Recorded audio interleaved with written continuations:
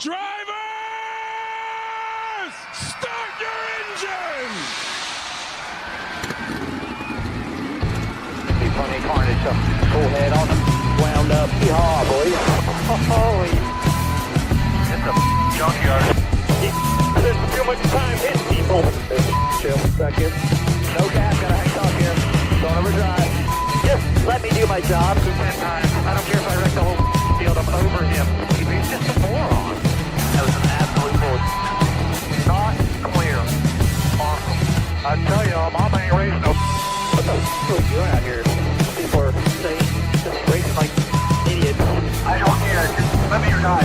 What is he doing? This is embarrassing. What a clown show. Did you ever think you would see that? Hello. Did that just happen? Holy cow, baby, let's go!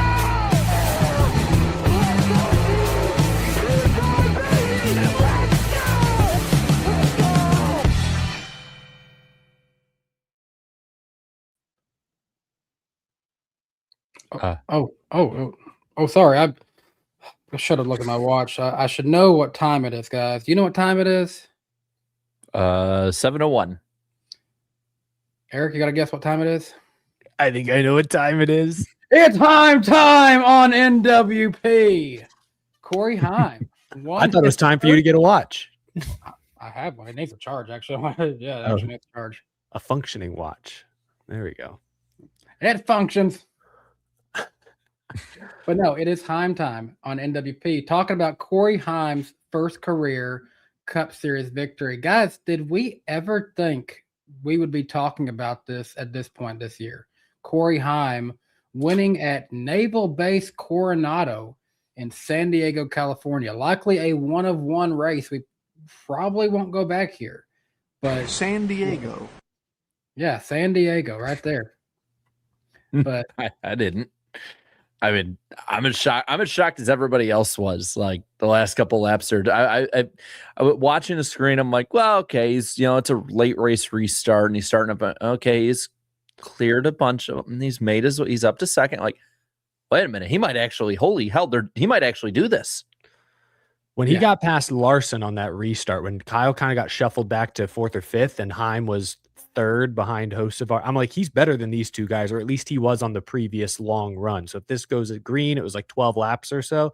That's when I started to get that, like those butterflies in my stomach. I turned to Amelia. I'm like, Heim might be in the best spot here. Like we might be about to see something like you said, Danny, nobody saw coming to start this year. And he had to, punt the 77 and fight the 45 real hard down the stretch. But lo and behold, Corey Heim got it done. What a drive. Just wow. Blown away. I think that moment where Reddick very clearly could have ran him dirty, but paused to rethink that. I really enjoyed seeing that. That spoke very highly of where Reddick sees Corey Heim in terms of him as a prospect and a current / future teammate in the Cup Series. But had he not had that tire rub, I think it would have been a lot more interesting to see. Could Reddick have come back and got the lead back from Heim there? But in the end, Reddick ends up with a very bad tire rub, and from there it was Corey Heim's race to just cruise. I think he was 10 seconds ahead towards the end of this race. I mean, he looked like SVG, but SVG was of course out of the race already. Yeah, I know we'll talk more about Shane in a minute, but I thought, Reddick. Usually great on road courses. Was usually great on road courses, was not very good in this race. Did not earn any stage points, had a couple incidents early on. So him getting out front was sort of a gift. And I do think that played a role psychologically into how he raced Corey. I think you're right, Danny, that a lot of Cup drivers do have great respect for Heim, more than they might have for another Cup Series rookie. He just had the greatest truck season we've ever seen. I think that goes a long way. But I also think Reddick knew Heim was faster, knew that he'd roughed him up once, maybe twice there, and with 3 laps to go. And I think Reddick in general, at this point, he's a proven Cup Series winner. He's an O'Reilly Series champion. He's gunning for that Cup Series title one day. But I think he's always been a principled driver. I still remember when when he overdrove it at Darlington and put Buescher in the wall, and Chris Buescher was mad at him at Darlington, Reddick was remorseful. Like Reddick wasn't like, he kind of just took it. He's like, yeah, man, that was on me. Like, I think Tyler Reddick has one of the more solid driver codes, if you will, in the garage. And I think him cutting Heim a break there, obviously he thought he was going to finish second. He didn't know he was going to cut a tire and run 25th. But I think that was one of those, hey, I respect you. You're a teammate. Hopefully other drivers in the field pay this one forward down the line. It's in the back, like the same way everyone, when they drive around Chris Buescher, for example, they know, man, I can't rough this guy up. He'd never do it to me. I think maybe in that same way, this is Tyler Reddick putting a little deposit in the piggy bank, if you will, that he's hoping other drivers in the field take note of down the line. That'd be my guess, but I don't know. Did y'all hear Kevin Harvick? He hated it. Same with Hocevar. He went on a rant. Hocevar was a little more like, yeah, I don't like. He was measured. I listened to Harvick show. He dropped an uncensored F-bomb. That's how frustrated he was with what Reddick did. And I was like, I don't know if go that far, Kevin. But okay. I mean, maybe I'm just a weirdo here. I don't see why anyone should be mad about this per se, because I think in Reddick's eyes, he sees it as, okay, yes, I'm battling a teammate here, but I'm also battling a car that gets 0 points no matter what he does in this race. So it kind of doesn't matter for me in that regards. Like at that point, he knows before he cut his tire, he's going for second, and he at least gets the most points that anyone could, because the winning car is not going to get those extra points. So I don't know if he was in that position with someone, let's just say another teammate, Bubba, Riley Herbst, if he somehow miraculously was there. He's top 5 at points and finished 8th. Good race. Ran up there. Yeah. But or even Hamlin, if he was battling one of those guys, then the points would start to matter a little bit more and become more of a, okay, I need to get this spot. I don't need to let this guy, just take this from me. So I think in that regards, I think there's a little bit of grace there, but I'm not going to get like so mad I'm dropping F-bombs like Kevin Harvick about it. But I mean, we spent the good part of the last 2 years in that whole debate about points formats and driver etiquette and all this other stuff. Like, we kept hammering about driver etiquette and talking about how a lot of these drivers have no respect anymore for their competition. And I get that some people might think, and definitely was for modern NASCAR, pretty radical towards the Mark Martin side of it. But I can't see getting too upset about it either personally, just because, we need a bit of a course correct, I think, after the last, especially 2, 3, maybe 5 years, I would say even. I think there needs to be somebody in the garage. It's like, all right, we're going to try and do stuff a little more on the fair side of it. The Mark Martin side is what everyone's talking about with it. I do admit, while the Harvick one doesn't surprise me, because Harvick has always been on that line, and neither is Hocevar. The funny one with me, because Hocevar being somebody that's actually going to compete against him and tweet at him, to me, that's like, it's like, Ernie Irvan calling out somebody for racing like Mark Martin. Like, if anyone to listen to about it, and I like Carson a lot, and I've said as much on here, but of anyone that in the garage area that anyone's going to listen to on this, Carson Hocevar is probably 36th out of the 36 chartered teams.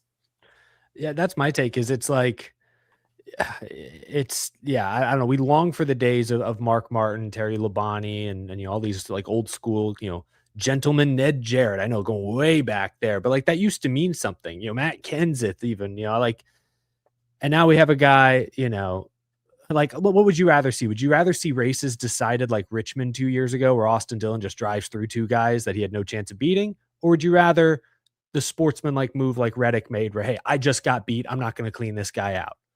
What would you rather see? Exactly. Like, what hurts the integrity of the sport more? I think it's pretty obvious Richmond is a greater stain on NASCAR's legitimacy than what we saw between Reddick and Heim. But yeah, I don't want to dwell on that too much. I do want to, because Corey Heim beat him straight up before all that. Well, and I'll say, like, I'm fine with people racing different ways too. Like, I want Carson Hocevar to say like Carson Hocevar. Like, we talk about the Labontes, the Martins, the Burtons.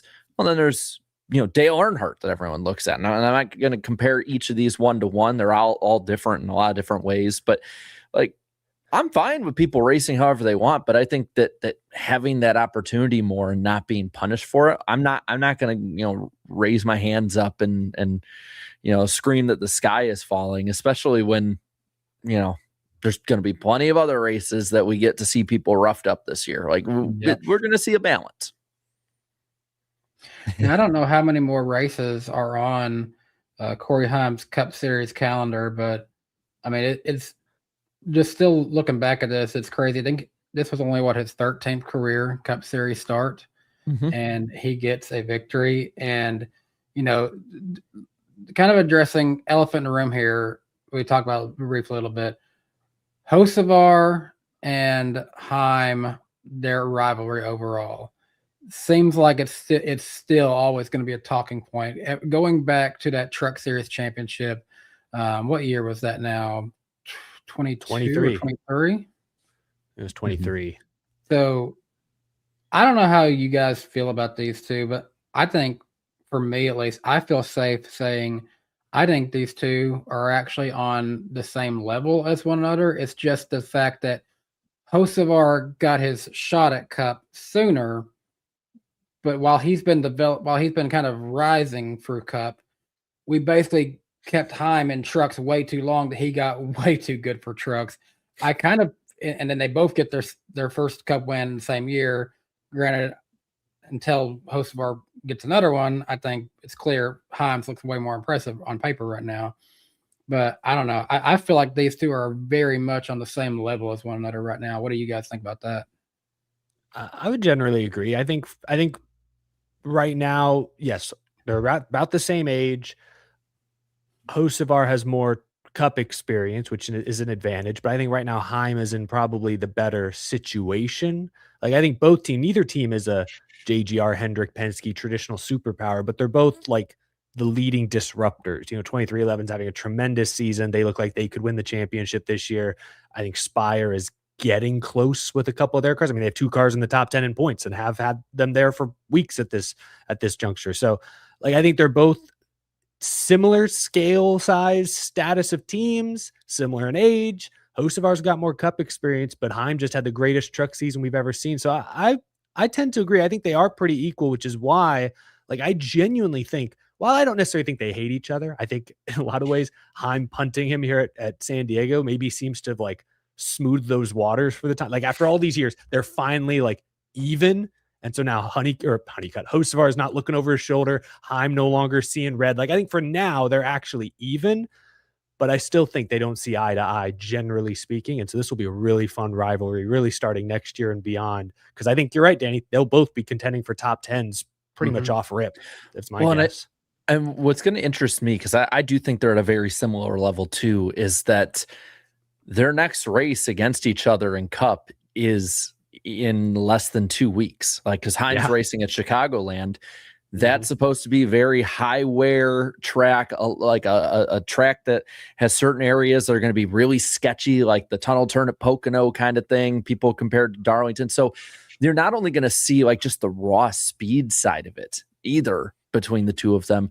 I think you're going to also see like which one has more honed in and harnessed their racecraft as well in that time. I'm really excited to see what Heim can do full time next year. I'm not going to in any way say he's going to be like 2006 Denny Hamlin and finish third in the points or anything like that. But, we had this question about like what should be expected next year when this was announced, and people were like, borderline chase. Or listen, I know it's a one-off street race road course. We may or may not see it come back.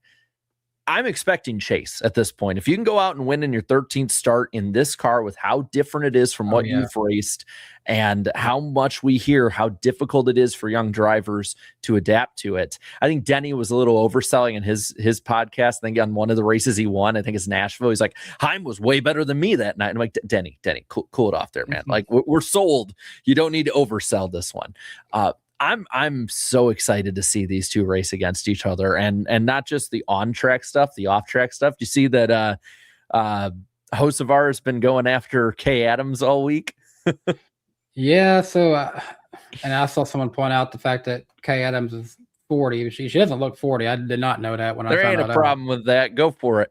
but then I said to a friend, like, Carson is exactly where he wants to be. Leave him alone. Yeah, I mean, I've never seen a problem with that. I'm just having fun, waving, saying hi. Teach Maybe their more. own. Teach their own. There. No. And did you see, Hocevar might be going after Kay Adams. You see Corey Heim going after Hocevar's internet sponsor? They're a little back and forth on Twitter as well. They've been funny. Twitter's been funny this week. And Justin Love too sent something over towards Carson after he was going after the bromance of him and Zilich. So the Dale Jr. download, Carson was hosting it this week, and I'm not as familiar with it, so I apologize. I thought Heim was also supposed to be on this, and I guess he didn't make it. I can provide some insight into that. So I spoke to Corey Heim today, and it's Wednesday, as you know. I do that show with NASCAR Film Room, typically Monday or Tuesday. Corey, what I was told, was originally planning to fly back to North Carolina. Most guys are staying out west because they're running Sonoma. Heim's not, so he was going to fly back to North Carolina Sunday night. Winning the race changed all those plans. And so, I was originally supposed to interview Heim Tuesday, and then new things got added to his calendar, flights got changed, and he couldn't make it until today. So I would imagine, I'm not going to assume that he ducked Hocevar's interview on purpose. I'm going to assume he just was busy all day the last 2 days doing all this media stuff post San Diego. That's my assumption, because I did talk to him today, and I don't know if y'all saw, he did say that he and Hocevar texted briefly after the race, and it sounded like they were on pretty good terms. Hocevar even congratulated him and said, "Hey, I was probably deserved that after all these years." It sounded like I said earlier, they're it's water under the bridge for now. They're kind of on even terms. We'll just see how it develops. These two are going to be like Dale Earnhardt and Jeff Gordon, where they are probably low key good of each other behind the scenes, but know how much a rivalry sells, and they're going to play up to it. I hope they don't cheese it up too much. Some of the little Twitter threads, I'm like, this feels a little, because weren't there reports that even Earnhardt back in the day was telling Jeff Gordon, let's lean into it, it'll sell t-shirts. It's okay it's okay to manufacture some drama. I'm not going to say I'm opposed to that, but I don't want it to, I think Carson Hocevar works because he's so authentic. People I don't want saying to lose the authenticity. People are saying it's less like Dale and Jeff and more like Rusty and Dale Earnhart. Maybe, yeah. Because Dale and Jeff are different generations, whereas these two are literally that commenter, they don't literally see eye to eye because Carson's very tall. But they're the same age. There was a Jeff Gordon, it was Rusty and Dale. That was the ones that, even though they were essentially what you call a locker room leader behind the scenes, they knew to play up to the rivalry a little bit. Yeah. Speaking of an RCR driver, how about Austin Hill cleaning out the Trackhouse duo? Not gonna lie, before that happened, I thought Austin Hill had a legit shot to get a sweep this weekend, but then he went bowling, and we're not even at Watkins Glen. Yeah. Oof. That wreck happened right in front of me. I didn't have my camera out in time. That was the one restart I didn't, film, because when you're at a road street course, cars only come by you. You always be recording, Eric. I know. Even especially on a restart when they're all flying by. I didn't record that. You need to get you some of those the meta glasses, so you're always filming. I like that. Good plan. But it happened right in front of me, and it was like, whoa, guy! It was one of those, crowd. It was as crowd pop of a moment as you get in NASCAR. And yeah, it was shocking when the dust cleared and I saw it was the two Red Bull cars sandwiched between the Cheddar's mobile or whatever scheme Austin Hill was in this weekend. I already forgot. That was big. That was tough. I think Austin Hill was in Cheddar's. It was the Patriotics Cheddar's one. Yes, that's right. Well, and with SVG, it's like, they played his radio on the air a bit, and I saw some of it on Twitter before he got wrecked. It wasn't just that he was taking it easy. He was struggling to keep the car underneath him too. I still think he probably is the favorite to win. Let's be honest. He is the best road course racer out there, but it wasn't like this was a slam dunk, give it away right to him kind of race either. He did say this was a very tough road course for him. So and it felt more like Coda than it did Watkins Glen, I guess is a better way for me to put it. Whereas, and Connor too, I mean, I think he was very easily on his way to his first career top 5. And I wouldn't blame him for being pissed at this point at just anyone possible, including, definitely Hill. But with Hill, there's some drivers that you can just tell when they're up there, like Corey Heim, are ready for Cup even before he won. And then there's some like Austin Hill who I just don't think are ready for Cup. Yeah, that's the way I felt too. Because he's a good road racer. He obviously won the race Saturday, like y'all said. We've seen him in the mix, but he just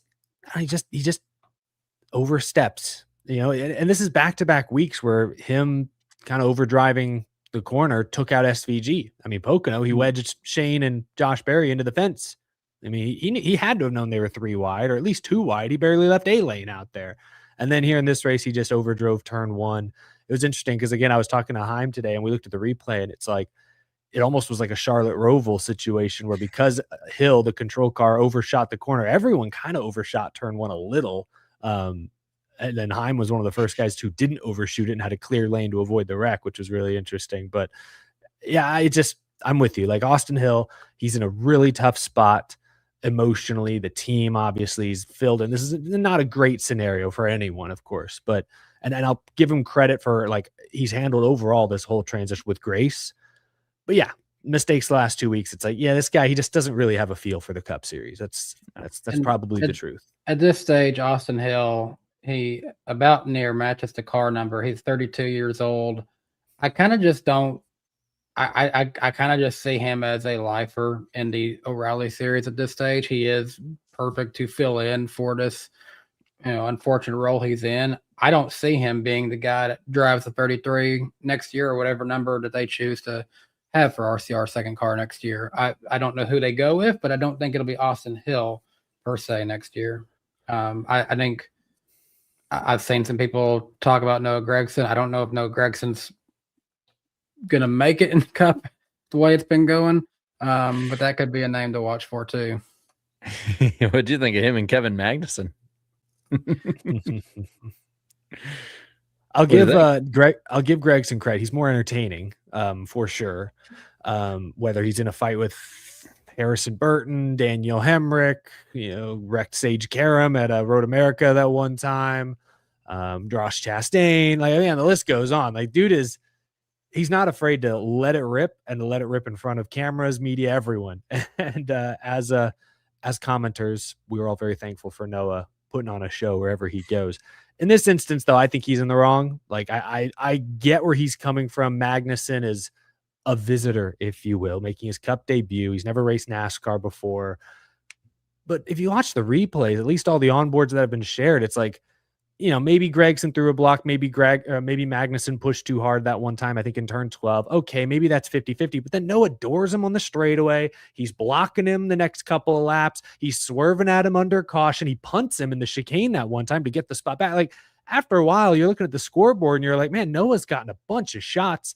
Kevin's owed one, and he finally took it. And yeah, ruined Noah's day, but like, I kind of agree with Magnussen. You F around, you find out. And he F'd around with Kevin Magnussen for 15 laps, which is a long time at Naval Base Coronado. So I get where Noah's a little frustrated, but I didn't really. I felt like Magnussen handled that like a savvy NASCAR vet.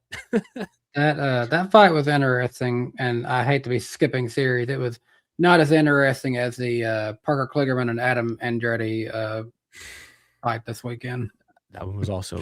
I can't dare try to quote any of what was said because I feel like if I did try to quote Adam Andretti, it would be taken way out of context. Probably not a good idea, too. Well, we always got a transcript of it here. There we go, subtitles. But I mean, I think that where Noah probably was thinking, and I think kind of where Denny to a degree defended him, is I think a lot of these guys think that these outsiders from NASCAR are going to come in and need to be like Truck and O'Reilly regulars who are going to have to kind of just lay over for the Cup guys, try and earn your stripes. Or it's like, no, they're here to try and win. I mean, I guess he won the fastest lap, which more power to him. That was great. But no, he was kind of erratic from the view I saw of the camera, and got past cleanly and then knocks him out of the way still. Gregson knocking Magnussen out of the way. So I'm on Magnussen's side a bit with this one, where I think that I think the frustration overwhelmed him in that moment. And I think I think this is one that a week or two later you probably want back, because it just kind of looks dumb in context. I heard him on Sirius today, kind of sort of doubling down still. So I don't know.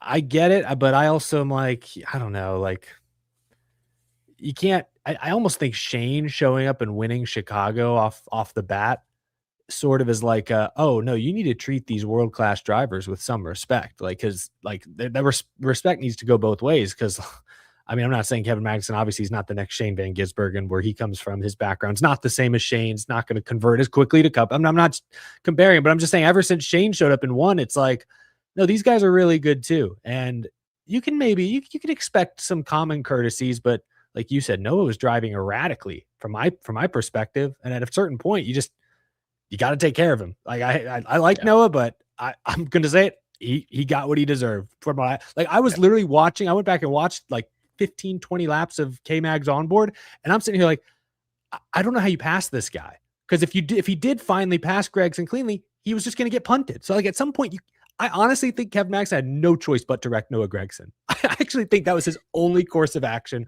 or else that guy was going to be a thorn in his side the entire race for no reason, in my opinion, for no reason at all. So, unless there was something that happened earlier. I don't understand why Noah was doing that other than he's just being pissy.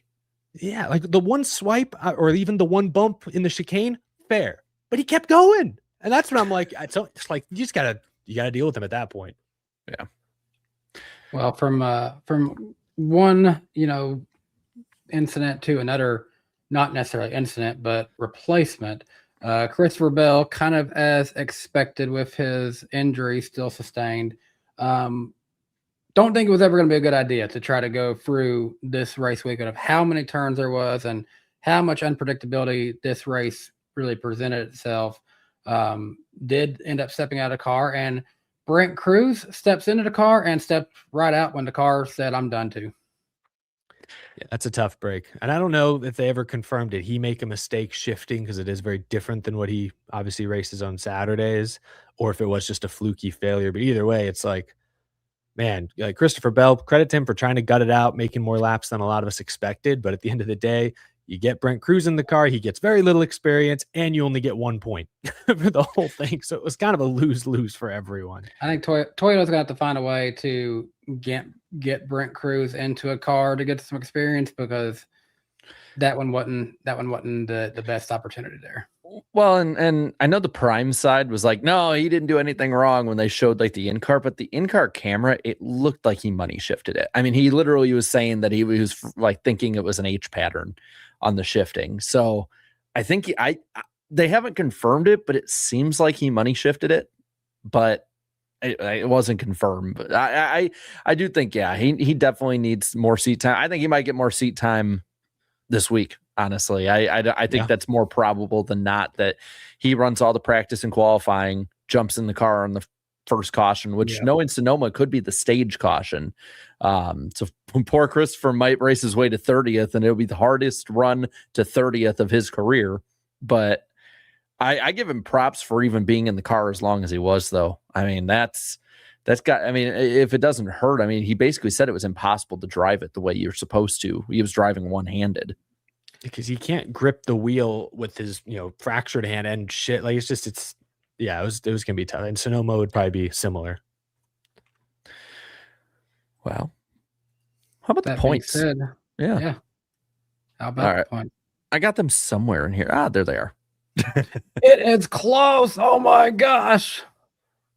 I don't think anyone was expecting it to be within 8 points, with Denny gaining points after this race. And sanity, which, I mean, had Reddick been able to win his 6th race this season, this would look way different right now. Or even just finish second. Yeah. I mean, think we finished 25th, so he lost 23 points with just that flat tire. I think one of the interesting things, though, is 3rd through 6th, whereas Ryan Blaney is putting a gap on 4th through 6th right now.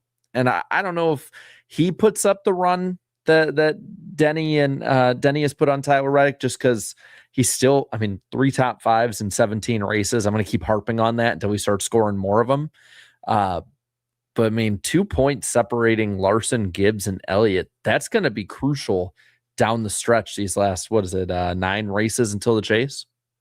Yeah, that's going to be a really interesting battle to watch. I want to say on Blaney, he had a really good race at San Diego. He earned 16 stage points and finished 9th, I think, which that's pretty impressive. You combine that, I think he earned the 2nd or 3rd most points on the day.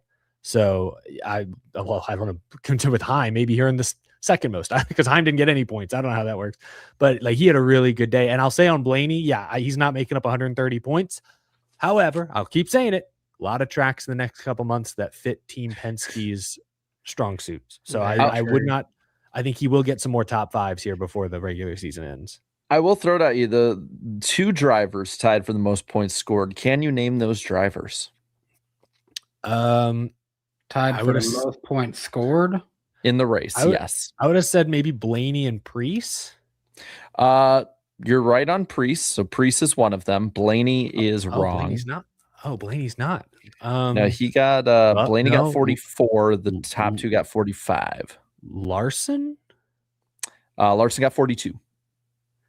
Oh, so who? I could just pull up the results. I'm not going to cheat. Man, now I want to get this. But it wouldn't be Bubba. He didn't get any stage points, I don't think. No, he didn't. Busher. Was it McDowell? No, McDowell got 27. Allmendinger, maybe? Yep, AJ Allmendinger. AJ Allmendinger, that dog. Good for him. And then, the interesting part, they're not on either of these just because they're not close enough to be on the bubble line, but they're not good enough to be in the top 10. Byron, Briscoe, and Bubba all are around 60 to 70 points to the good right now. So even though it was a horrible finish for Christopher Bell, I think the total amount of points he lost the cut line was like 9, I want to say. It could have been much worse. Yeah. For Bell, you want to get in that top 10. And I'll say on Bubba, because we kind of glossed over this, Bubba Wallace to go from 2 laps down to second on a road course, very impressive. Really, really impressive. Good for him. Yeah. The bubble is intriguing. Ryan Preece jumped from 19th to 16th with his strong points day. So that's huge. But Coda in this race for SVG really bumming his mood this year.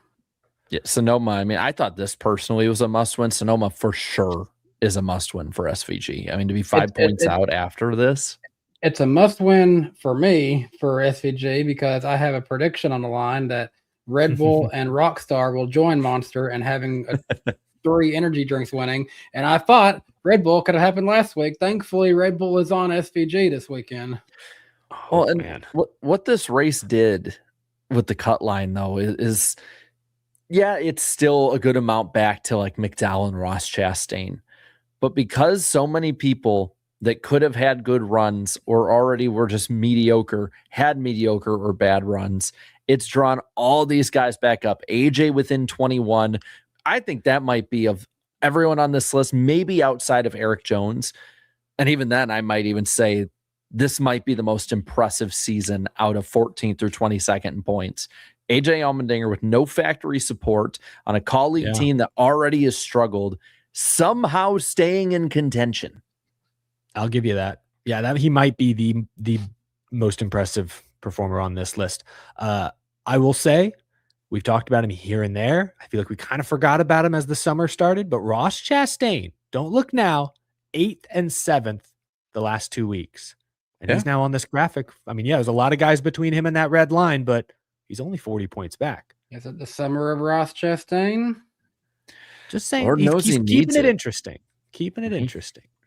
Yeah, I'm really intrigued though with below. I mean, I think here's a question, real quick. Sorry. Yeah. Before we get off Shane, even if he wins Sonoma, which I think all of us, if we could, we'd pick him. Is he going to make the chase? 1 point at San Diego, even if he wins Sonoma, and let's say has a 30 or 40 point cushion after this week, even if he wins Sonoma, is he going to make the chase? I think he could easily lose that cushion. Honestly, I really do. I don't know. Yeah, so that's how I'm feeling. Well, I'm not confident anymore. I think that there's tracks that intrigue me. Like he's been good in Atlanta. Oh, he's shown speed and maybe not gotten the finishes. Wilkesboro seems like one that'll kind of line up as a shorter flat oval. New Hampshire, but then, I mean, this team will show up in races like after the runs they had at Nashville and Charlotte and run 35th at Michigan. And you're like, what the hell happened? If Chicagoland is going to be a cheese grater type race, I might like his ability to manage tires. I would like it. I just don't know if like I'm with you on that. Like the mentality you have is correct. Like I think if it were up to him and he had the car, I just don't trust Trackhouse to give him the car. Let me find the stat, but I think it's something like since what was it? It's like in the 5 prime races, Trackhouse drivers have scored like 7 points or less, or 3 points or less 7 times, or something like that. Like, let me find that stat and I can like read it actually out to you. It's an insane stat, and that's the thing. I can't trust the team. Yeah, that's kind of where I'm at too. And again, the type of tracks we're going to be going to here, it shifts. There's going to be a lot of more kind of short, flat ovals. There's the Chicagoland, like you said. There's the Indianapolis mixed in. We still have an Atlanta, a Daytona.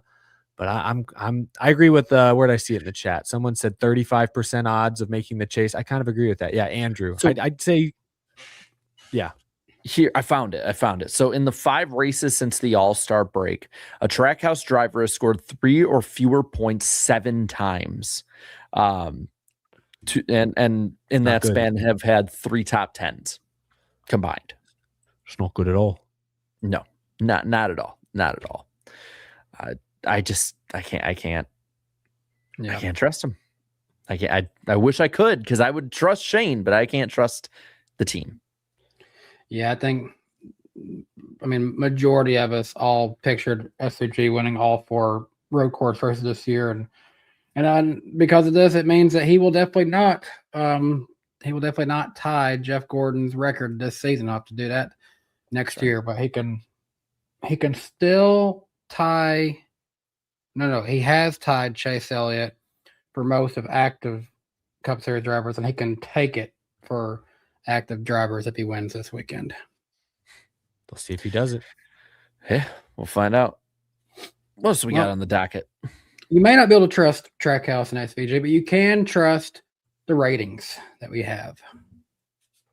Yeah, I'm not sure if we can anymore because of different analysis. That's right. Well, these are the numbers Jarrett has for us. You can trust Jarrett, can't you? Maybe. I'm going up big panel. Jarrett. I'm going up big panel. I'm not subscribing to NASCAR's we're going to change the numbers when they don't fit our narrative kind of deal. Well, San Diego did score 2.28 million viewers. There is no direct comparison, but it is the second most viewed of 10 overall prime races between the 2 years. Prime averaged 2.29 million per race, and it is up 8% from 2025. Prime was nearly even with FS1's average viewership, 2.29 versus 2.37. And the San Diego O'Reilly race scored 1.161 million viewers, which is up 4% to the same weekend in 2025. It peaked with 1.372 million viewers, and it is the 18th straight O'Reilly Series race over 1 million viewers.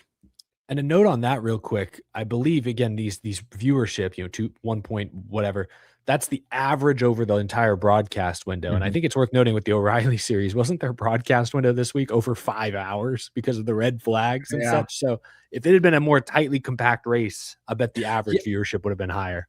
And longer races in the past can lead to better viewership until it hits a point over the window. So it's more like the hour long red flag for the track being destroyed. Probably a lot of folks tune out. Which one? That hour? Which red flag? There were 2. That's my point exactly. So I do think that probably hurt their average viewership slightly. Yeah. Sorry, go ahead, Danny. Says Pocono with 1.66 million and a start time moving 2 hours attributed to this. The series is down 11% year over year, and it peaked at 2.3 million finish above 2025's peak. Yeah, it was back from Pocono. Yeah, so those finally came in on Friday last week. Okay, that makes more sense. I was like, why are we talking about Pocono? Okay, that's why. Yeah, they didn't report them until Friday last week. It's it's okay, Prime Week. We can report them if they're down. We get it. We had to move the start time. Well, things that we can report a little bit more live because we see the results coming in live in real time is the poll, the famous iceberg poll. What did we get this week? 12,000 people voted for this poll, and 62% of people said it was a great race. 28% said it was good, giving this one very, very good. 90% net positivity, with only 6% saying average and 4% of SVG fans saying it was a negative race. A few tidbits on this. This is the top 1 of 1 for San Diego races. I know a shocker on that one. Wow. This also is 3rd of 19 polled 2026 races, below only Atlanta and Nashville for net positivity. And it is now officially the top rated of 39 polled road course races all time on the poll. So wow. First one above 90%. I believe it displaced 2022 Coda, which was 89% net positive. And it's 22nd all time out of 276 on the poll. One of only 26 to hit 90%. So all in all, I think people really enjoyed this one in the audience. Looking at the comments, the first one was from Tank Slapper. Is it positive, negative, or meme? This is a positive one. Meme. All caps. It's Heim time. Let's say a Both? positive meme. It's mostly positive. But it's kind of a meme too. Top one's from Spencer saying, Squidward, the NASCAR drivers are racing the Navy, not the Navy. ERG says we really got a Corey Heim Cup win before GTA 6. Let's see. Lloyd says this was actually much better of a race than I anticipated, which I think a lot of people honestly fell into that camp. Tyler says best road course race of the next gen era? ? I personally am on that one. I'd have to think about it. It was good though. Phoenix 28 fan 6'7". Well, I knew one of them would be there. There's my meme comment. There's nothing weird about that. That's the number of the car that won the race. That's nothing unusual, folks. And then the gutter comment was from Master Carl 9674, which says, gave up on crap car after stage racing. Waste of time to watch. Now an IndyCar fan with better racing without stages. Is this Carl Edwards' burner account just letting us know how he feels? I always find it funny, the ones that are like, I gave up a long time ago. So I'm going to take the time to type out this long comment on a NASCAR post. Why? Because F them, that's why. But that was the poll this week. So, Nice. Poll. Well, the O'Reilly Series race is really proof that while on Sundays, Austin Hill can make us want to just scream and ask why. But on Saturday, it can make us all emotional wrecks because of how good that win felt for the RCR organization. Yeah, Absolutely. Yeah. I think it's any win by that organization is needed. I found it touching that he did the burnout next to the Kyle Busch 8. I think he wanted to do it like all the way around. And then he's like halfway through, like, no, we're just going to do the normal burnout. Let's not try and overdo this. But 24 hours, he was a hero. I still say that one was popular, but man, I'm really watching for him at Atlanta in a few weeks. That'd be eight races after losing Kyle. It would mean a lot for them to have not only had that moment at the same track of Harvick in 01, but to do something like that. Like it's going to be hard for me not to root for Austin Hill in that one. It's a great point. Yeah, no, and he was, like we said earlier, he's a very good road course racer. I know the finish of this race was pretty exciting. You had Taylor Gray get into Quapple, and then you had Hill enter the picture, give a little nudge to Gray. Like it was, guys had to be angry with each other, bump and run. Like it was good NASCAR racing. And yeah, I know the Richard Childress after the race was visibly moved, which that was. I was gonna say it was cool to see, but none of this is cool. It's all still very sad. Like I don't want to be seeing any of this, but it was like you talk about those kind of healing moments like Harvick in 2001. And I'm not going to say this necessarily compares to that, but it is, it's the same kinds of emotions that you're feeling. And I thought the way it was handled by the team and by Austin Hill certainly, like we joke about Austin Hill. This Chad I know does. We joke about him a lot on the show. Our Chad has nicknamed him the Big Bully. But in that moment, I think he had us all feeling like big softies. Like that was a very cool tribute moment, and congrats to him. Well deserved. And in that battle too, kind of looking at it all, Taylor Gray kind of had it coming. I've defended him a lot and kind of been on that. I think he's underrated, but he got into Quapple and he tried saying afterwards like wheel hop, and he just sort of offhand said it. I don't know how much I think it was wheel hop more than just kind of running through him. And so like once he got bumped out of the way, I'm like, you kind of earned that one. You live by the sword, you die by the sword on that side of it. I find it funny that all these people one day are getting mad about Reddick pulling over and not going past all this, and the day before they're mad, well, I don't like these guys racing too hard. Like that's just like he ran through him. And it's like we got to make up our minds here as a fan base. Like both can be okay on different ends of the spectrum, but we can't hate them both at the same. I'm gonna get off my soapbox about that. I found that really funny, the contrast between 2 days different races. I didn't hear Gray's comments about I wheel hopped. I hate when drivers like throw, and I like Taylor Gray. This is maybe the first blemish on his record in my opinion. I feel like he's been honestly he's usually on the other end. People are taking advantage of him, and it's frustrating to watch sometimes. But yeah, I just hate like you wheel hop probably because you overdrove it or you were offline. That's the problem, is he like crowded Quapple too much. Like he was on the inside, but was like, I don't want to be in this, shallow entry, and just used too much track and got into Quapple. Like, so it was on him. It was on him 100%. I'm with you. Once Hill got to him, it's like, I think there was a target on Gray's back. It's like, yeah, we saw what he just did. Fair game if I do the same. And that's kind of sort of what happened. It was a little different, but that's kind of sort of what happened. So no, just that's NASCAR. That's physical stock car racing right there. And Quapple, even though he got essentially spun out, still finished fourth, I think, right? He still finished top 5 because he got going right away and they were spread out enough. So, I mean, the damage could have been a lot worse, I guess. I mean, it could have been a lot worse, like that Sam Mayer wreck. Good God. I mean, we're all, I think we like Sam. He's a good driver. And I think a lot of people saying he's an awful driver, and even him himself like are going overboard, but he makes so many damn mistakes, and it's so many just unprompted him on his own mistakes that it makes those statements of like him getting impatient about wanting to go to Cup a few years ago, and that he thought he was Cup ready. It makes that even more absurd, just because I think he has how many DNFs does he have? He has like 5 or 6 DNFs this year already, which is just insane.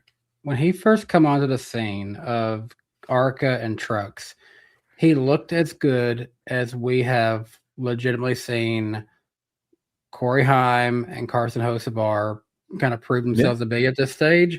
But yet, the longer we've gone, we've just watched his young career stagnate and just kind of grind to not a halt, but it's slowing down. It feels like it just doesn't. It feels so weird the way he's going, and he's kind of backed himself into a corner by him when he left Junior Motorsports to go to Haas, and then really Haas. Yes, there's a Cup car, but that's Cole Custer. If they even stay, I don't even know. Like where do you possibly go in the Haas system? There's not a future there at all. Yeah, I mean, at this point, I don't think we can even talk Cup with Sam Mayer because we've just seen these guys. I mean, I think Brent Cruz is the next one who's going to pass him up, in terms of getting a Cup ride. And it's just, I'm with you. Like what you said there, Danny, is exactly right. When he was Sam Mayer, if I'm not mistaken, was 17 years old, and he won a Bristol truck race. Yep. Sam Mayer did that. The same Sam Mayer who we see on the wrecker as often as we see him, across the finish line. That Sam Mayer as a teenager won at the last great Coliseum. And, you mentioned like comparing him to Hocevar Heim. He was toe to toe with Ty Gibbs in their ARCA days. And Ty Gibbs has gone on to have, he's in his 4th Cup season already. So it is like 5 years ago, Sam Mayer was seen as kind of like the Jesse Love or Lane Riggs type of prospect. And now it's he seemingly plateaued is the way it appears. Like he hasn't yet put together a full season. He's had like a season where he won 4 races, but a couple of those he kind of, I don't want to say backed into. And then when he wasn't winning, I think his average finish that year was still like 16th because he was a lot of DNFs, a lot of incidents. And then I think it was last year he had like a 10th or 11th place average finish, but he didn't win all that much. And now it's so he just can't put he's having a hard time. He's either winning and wrecking, or he's not winning and he's 8th. He's still in the chase for this series right now, but it's not an impressive spot to be in.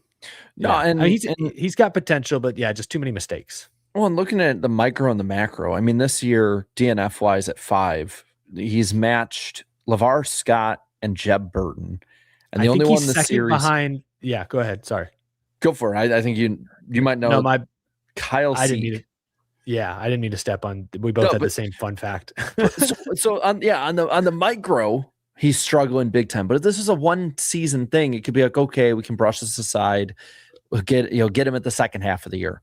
But on the macro, he's too inconsistent with this and not taking care of his equipment that he can't even be like a Brandon Jones type consistently long term. Brandon Jones doesn't crash up his cars all the time. He has 1 DNF this year, for example, and 10 top 10s. You know, some of these guys that can almost be considered lifers, he's not in that vicinity either because he doesn't take care of equipment. So I don't know what to do to him or what to do for him. Like, somebody's got to either take a chance on him or he's just going to sink over time. I think he'll be around until the funding runs out because I don't know what his situation is, but he's got to be I know how the O'Reilly series operates. You get a good car, you got to be bringing some money to. Like even Jesse Love, I think, brings some money to RCR, even though it's mostly RCR sponsors on that car. Like you got to bring some money, and if the money runs out, at this point, Mayer's got to show us something. Got to show us more consistency, or I don't know. I don't know what the next level looks like for him. It's just still crazy to see. He's up there in terms of very consistent with his number of top 5s compared to the rest of the upper half guys. But just the fact that he has as many top 5s as DNFs, 5 each, that is just so appalling for his season. And you talk about Taylor Gray. I mean, those two are equally. Taylor Gray has a win, only 3 top 5s and 4 DNFs this season. So. But that's why those two are both next to each other in the points, basically. Speaking of other young drivers, what do you think of the call for Corey Day at the start? Because I will admit my view of this has changed because some people in my chat brought up some pretty good points on it. Okay. Like, what are your guys' takes on it? Because I kind of have mine I'm solidified on now. So I'm probably like you were. I'm probably like you were Saturday afternoon in terms of I don't feel super strongly one way or another. My initial reaction was it's lap 1. This is such a different venue. It's the venue's fault that Corey Day's race was over really before it started. That is a very special set of circumstances. I had no issue with them letting him repair his car under red. That part I don't think was controversial. I think that's the least they could do. The controversial part was giving him his 3 or 4 laps back. I err on the side of I was cool with it, considering the extenuating circumstances, but I completely understand that does break past precedent and that some folks might not be okay with it. So like I said, I'm also kind of malleable. I'd be curious to know what points your chat brought up and if they swayed you. I thought at the time I was actually for it, thinking it was fair, just because it's such a weird one-off scenario. Mm-hmm. And like for a while, the most point that somebody would bring up was, well, you know, Jeff Gordon got screwed in 2004 by the track and NASCAR didn't let him do this and that. And I'm like, okay, you know, it's kind of a little flimsy though on that. But then somebody reminded me of 2021, I believe it was, at New Hampshire, where the 3 leaders all got taken out because NASCAR threw the green flag when it was raining out. Yeah. And we didn't have rain tires, and they didn't let Kyle Busch and Denny Hamlin and Martin Truex repair their cars under red. They didn't let them get any of their laps back and any of that. And that's where I'm kind of like, that's a precedent right there that's still recent enough to be used. And that's why I don't like this necessarily, as unfair as it happened. That was the start of the race, right? Sent a safety car out there to try to take him out. So Yeah, but sorry, the New Hampshire example, because I remember that was the initial start, wasn't it? It was about, I think, the first 3 laps of 301. I mean, so it's generally the same. I do remember that sucked. Like, I wasn't a fan of. I think it was Busch and Truex both wrecked in that, if I'm not mistaken. I think Denny too got into it. Like, it was two or three JGR cars. Yeah, like I wasn't like necessarily a fan of any of those guys. I'm not sitting here like, but I was like, man, that seems wrong. I do remember feeling like that feels wrong, but I also understand it's very subjective. It's a total slippery slope. So yeah, so I could be swayed either way. If they had said, sorry, Corey, you're in the garage, you're out. I would have been like, I mean, he put himself in the back by having issues in practice or qualifying or whichever one it was. So you could argue it was partially self-inflicted.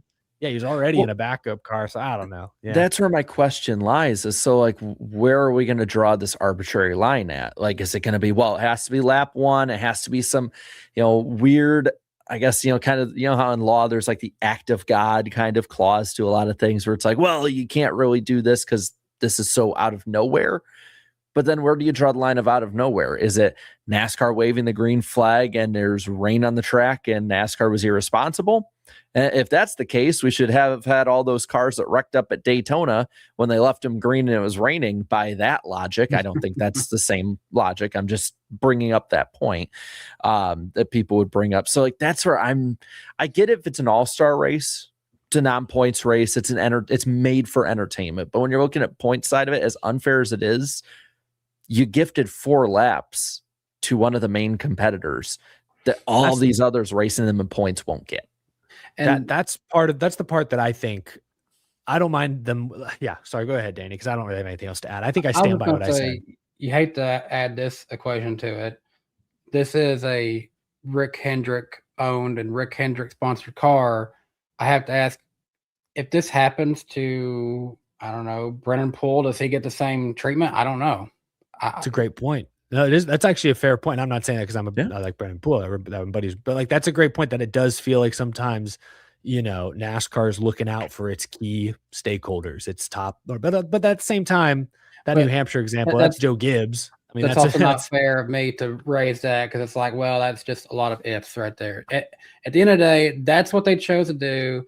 And now you've got a precedent, set in stone here.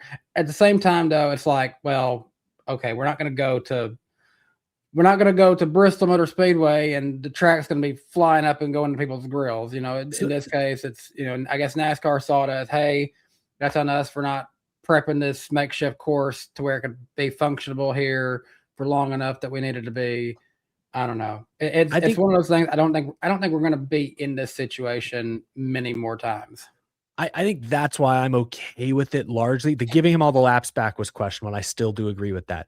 But I think because this was such a unique course, and these O'Reilly teams traveled 3,000, however many thousand miles to be out there for this. There's so many eyeballs on this event. Like, I think it was very specific to this race. I'll bet if, what would the Jeff Gordon thing, was that Dover? Is that where that happened? Martinsville. Dover was McMurray in 2014. That's the other one I'm thinking of. If a piece of concrete at Martinsville comes up and wrecks Kyle, let's stick with O'Reilly, wrecks Sam Mayer in a few months, I think NASCAR might not officiate the same way because it's Martinsville. You kind of know, like, that stuff's going to happen. I do think it came down to, and I'm not saying this is right, but I think I understand them looking at this as such a special venue, a special event, and saying, no, we need to make this right because it's our mess up. We were talking about the track surface at Chicagoland. Looks pretty rough. Don't know. Could have something come up. That's true. That is true. We'll see. Regardless of the scenario, though, people are going to bring this up. But you want to know something we can all agree on? And I got a video evidence of it. We all enjoy, even if they don't end up leaving the track without handcuffs, we do enjoy drunk fans from time to time. Sometimes. I got a video. It's only like about 50 seconds. I can play for you all. Tell? Yeah. I didn't know we ever. So look at this. We had a fan. He thinks that's Matt Kenseth. Hopped the fence and got on track. What's Sheldon Creed thinking right here? Oh my God, do you have a Sharpie? What is happening? He didn't even get a selfie. I mean, you talk about a missed opportunity. Well, I'm going to tell you, if they find military base, they will find you. Sheldon's like, you got to get out of here, man. How did he get on the track? Well, look how he gets off. Look at him exit. With flip-flops. He has flip-flops on. Now watch this. He loses one. He's going to lose a flip-flop. Watch, his shoe comes off. He's got to hop the other fence. Oh. Yeah, no problem. Does this one really well. I mean, this is... he's in a hurry. Yeah. He thinks he's blending in here, but I think no I'd idea. take my hat off. There's cameras all around here. Man did it in flip-flops. I cannot believe it. What a legend. And then NCIS showed up. Yeah, and then he got arrested. I do think like that's a funny moment. Ultimately, it was harmless. I mean, yeah, a guy got arrested. You can't let that can't be okay. Then you'd have tons of copycats and you'd have a problem. So that's fine. Got arrested. I do think it's NCIS. Yeah, doing that on a military base is extraordinarily bold. Some might say stupid. I'll say bold. I'll be fine. I'll be nicer. I do think it's wild though that other sports, when there's a streaker or someone runs on the field, like the cameras always cut away. They do their best not to acknowledge it. NASCAR is the exact opposite. When someone climbs on the track, they zoom in. They do live commentary. I do feel like that is. It's wildly entertaining and amusing, but I do find it interesting how NASCAR approaches this so differently than literally every other sport. If it's someone just running around with their shirt off at a football game, they're going to pretend like that never happened. And only way you know about it is by people on Twitter posting videos of it. Yeah, it's just funny. I'm just hoping it doesn't inspire more crazy folks. We've had 2 of these now in the last 15 years, plus the guy that climbed up the fence at Richmond. So hey, that was the only entertaining part of that Richmond race. Like that was a boring ass race before that happened. We've had ashes thrown into the race. And all I can think about is my tweet that everyone completely misinterpreted after that. What can misinterpret though? The points. O'Reilly. Oh, okay. His lead got cut into. Do we have a race for the top spot? No. How many races up is he now? Let's see. If he had this lead, he would clinch after Iowa, which is 4 to go. So no, it's not even close. Everyone's pretty evenly spaced out too. Like there's no like in Cup 4 through 6, they're right on top of each other. You don't really have that right now in O'Reilly. Everything's kind of just 10, 15, 20 points apart. Yeah, I mean, the only close ones, Corey Day and Sheldon Creed. Yeah, but like they've all been about that point. Like the top 4 has basically been the top 4 all season.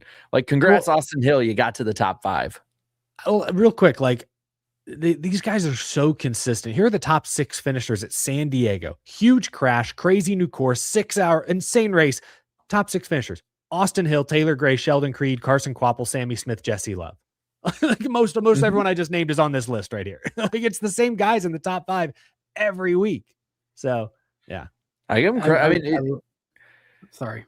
No, go for it. I was just gonna say I really wonder. I'm looking at the schedule for the O'Reilly series, and I'm legit wondering. Even with I say reset in quotes. Even with the reset, I really wonder if Allgaier could still be legitimately celebrating his championship at Phoenix, even though that's definitely not the championship race anymore. It's actually 4 races until the end. I don't know about that far, but if he has a clean Talladega, I mean, there's a real shot if nobody else is as consistent that, I mean, Martinsville could be your championship race. He's pretty good there. And I mean, you get a lot of points for winning.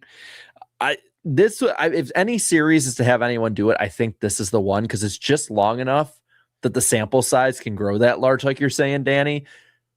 And like the trucks are too short and Cup is too good.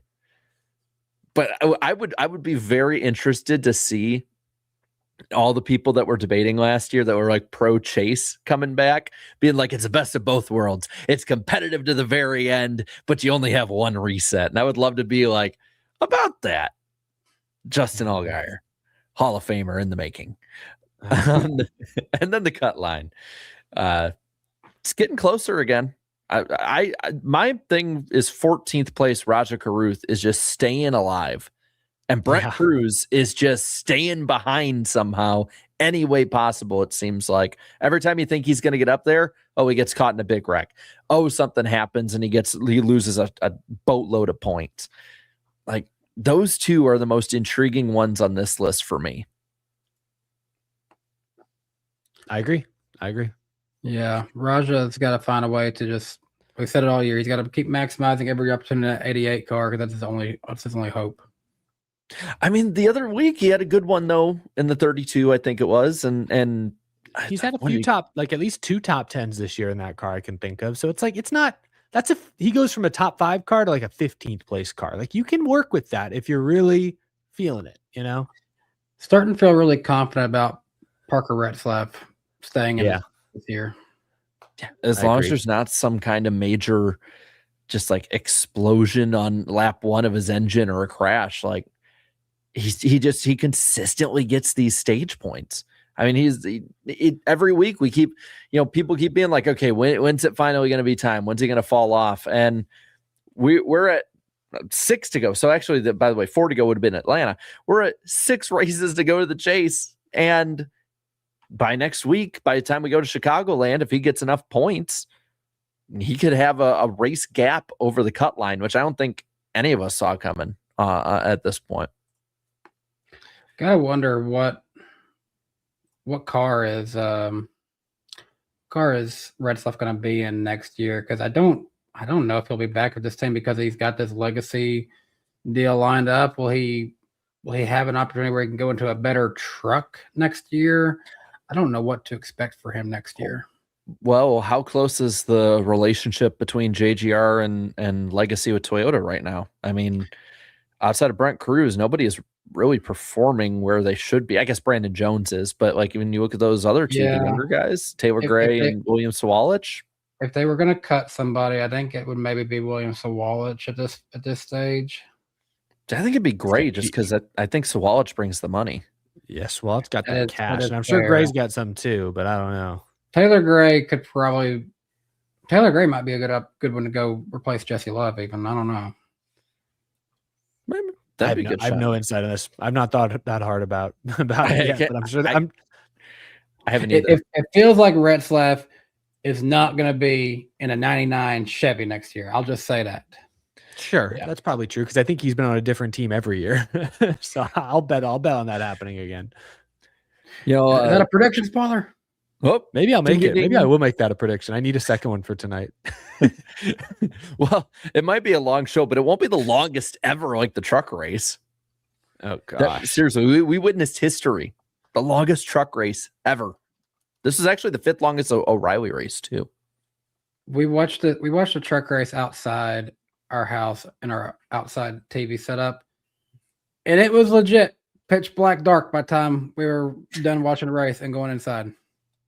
So I've got it's not really a story, it's more just a funny experience I want to share. So my wife and I were in San Diego obviously this weekend. We only went to the track Sunday, so Friday we were on Coronado Island, maybe a mile from the racetrack, but we went over and checked out the famous old Hotel del Coronado, which is a very fancy, very cool hotel.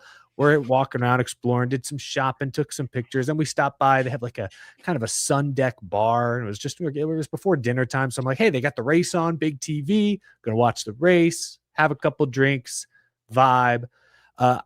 I was very dehydrated that day. We've been in the sun all day, and that dry California air, had not adjusted to it yet. So I got a little buzzed a little quicker than I thought I would. I'm watching the truck race. It's going on. And I'm like, one more, please. One more. All right. Thank you. And then finally it's time to go, grab our Uber to get to dinner. Race is ending. Race, I think it just ended. And I'm sitting there outside the hotel, little dizzy.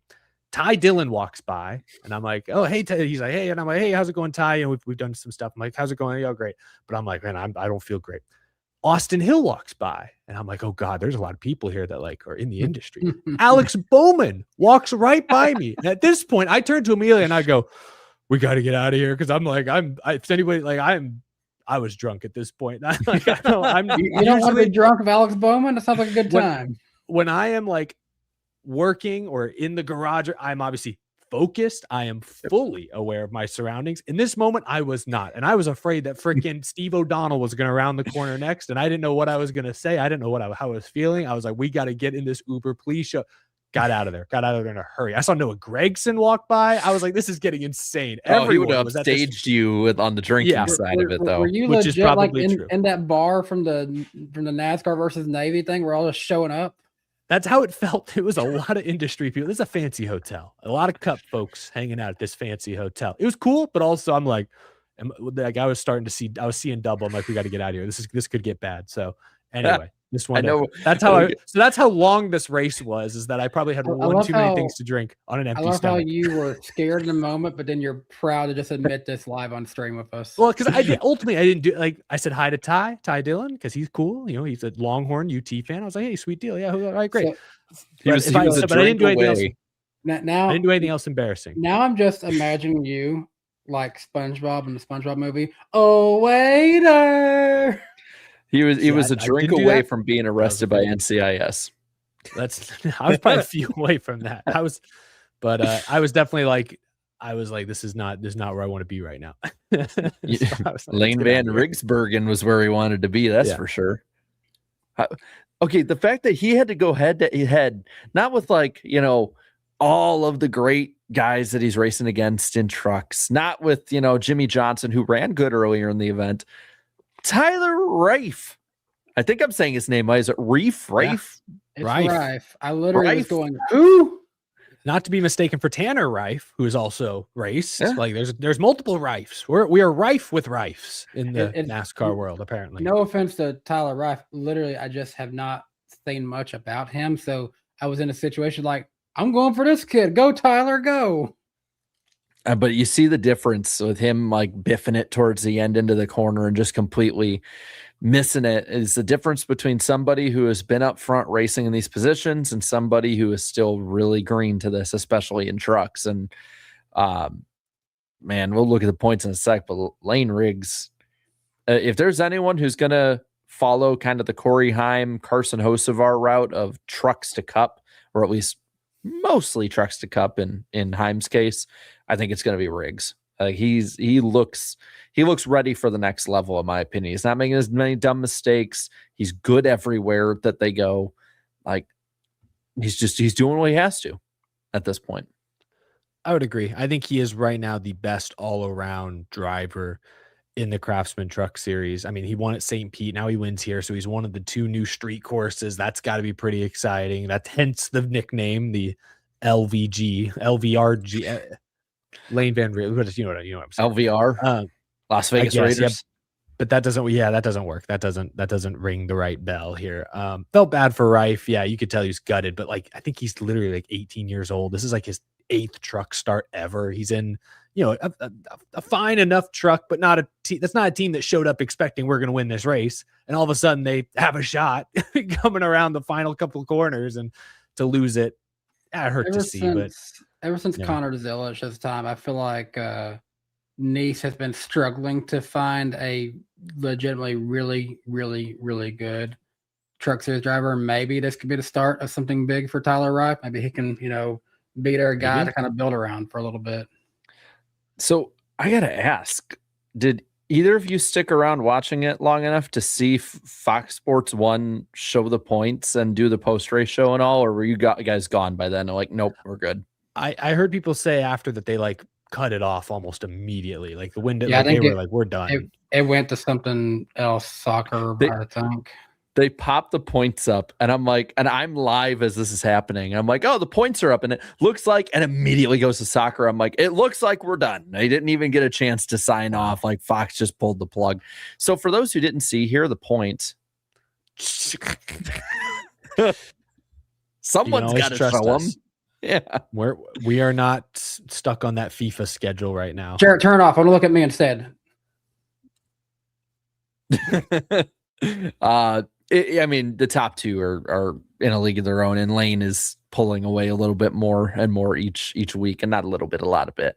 I'm telling you, I said it last time we talked trucks. Ty Majeski is my sleeper pick to have a top 4 or 5 seed entering into the chase. I know he has a long way points wise to go, but he's good at road courses and short ovals. And the remaining 5 races are Lime Rock, North Wilkesboro, IRP, Richmond, and New Hampshire. Like these are just points mines for somebody like Ty Majeski, as long as he doesn't have something stupid happen. I like it. I agree. I think great tracks lined up for him. another top 5 this weekend. That's why he was my pick for San Diego and was in the mix. Ty Majeski has the misfortune, and Claudia kind of made me realize this when she had to remind herself, oh, that's not Matt Crafton. He has the misfortune of still just being in Matt Crafton's truck, trying to remind the world that Matt Crafton no longer exists in NASCAR, and that's his truck. Let's be honest, it's probably the first time we've seen the 88 truck running up front off of speed in like 3 years, though. Like, yep. We'll start if he can start winning a bit more, like we'll know. The cut line gets closer, though. I'm sweating my prediction of Grant Enfinger missing the chase right now. I will never sleep on Grant Enfinger because he always just finds a way late in the season to show you what he can do. My question is, will Ram get one of their cars, their trucks, into the chase? Because Brendan Queen, Justin Haley, those are doable gaps right there. Oh, right. Yeah. Well, I'm really interested in Butterbean when it comes to these short tracks coming up. Because he's been a pretty good road course guy. Like I'm just intrigued if basically, because I feel like Hemrick is probably going to be good to go, and I want to say Ankrum is, but he's always near this place in points. I feel like I think all of them from 9th to 12th in front of him, though, all have the opportunity pretty high compared to others to get in their own way of not getting through into the chase after what's the cutoff? New Hampshire. Yes, that's where I want to cut off race, New Hampshire.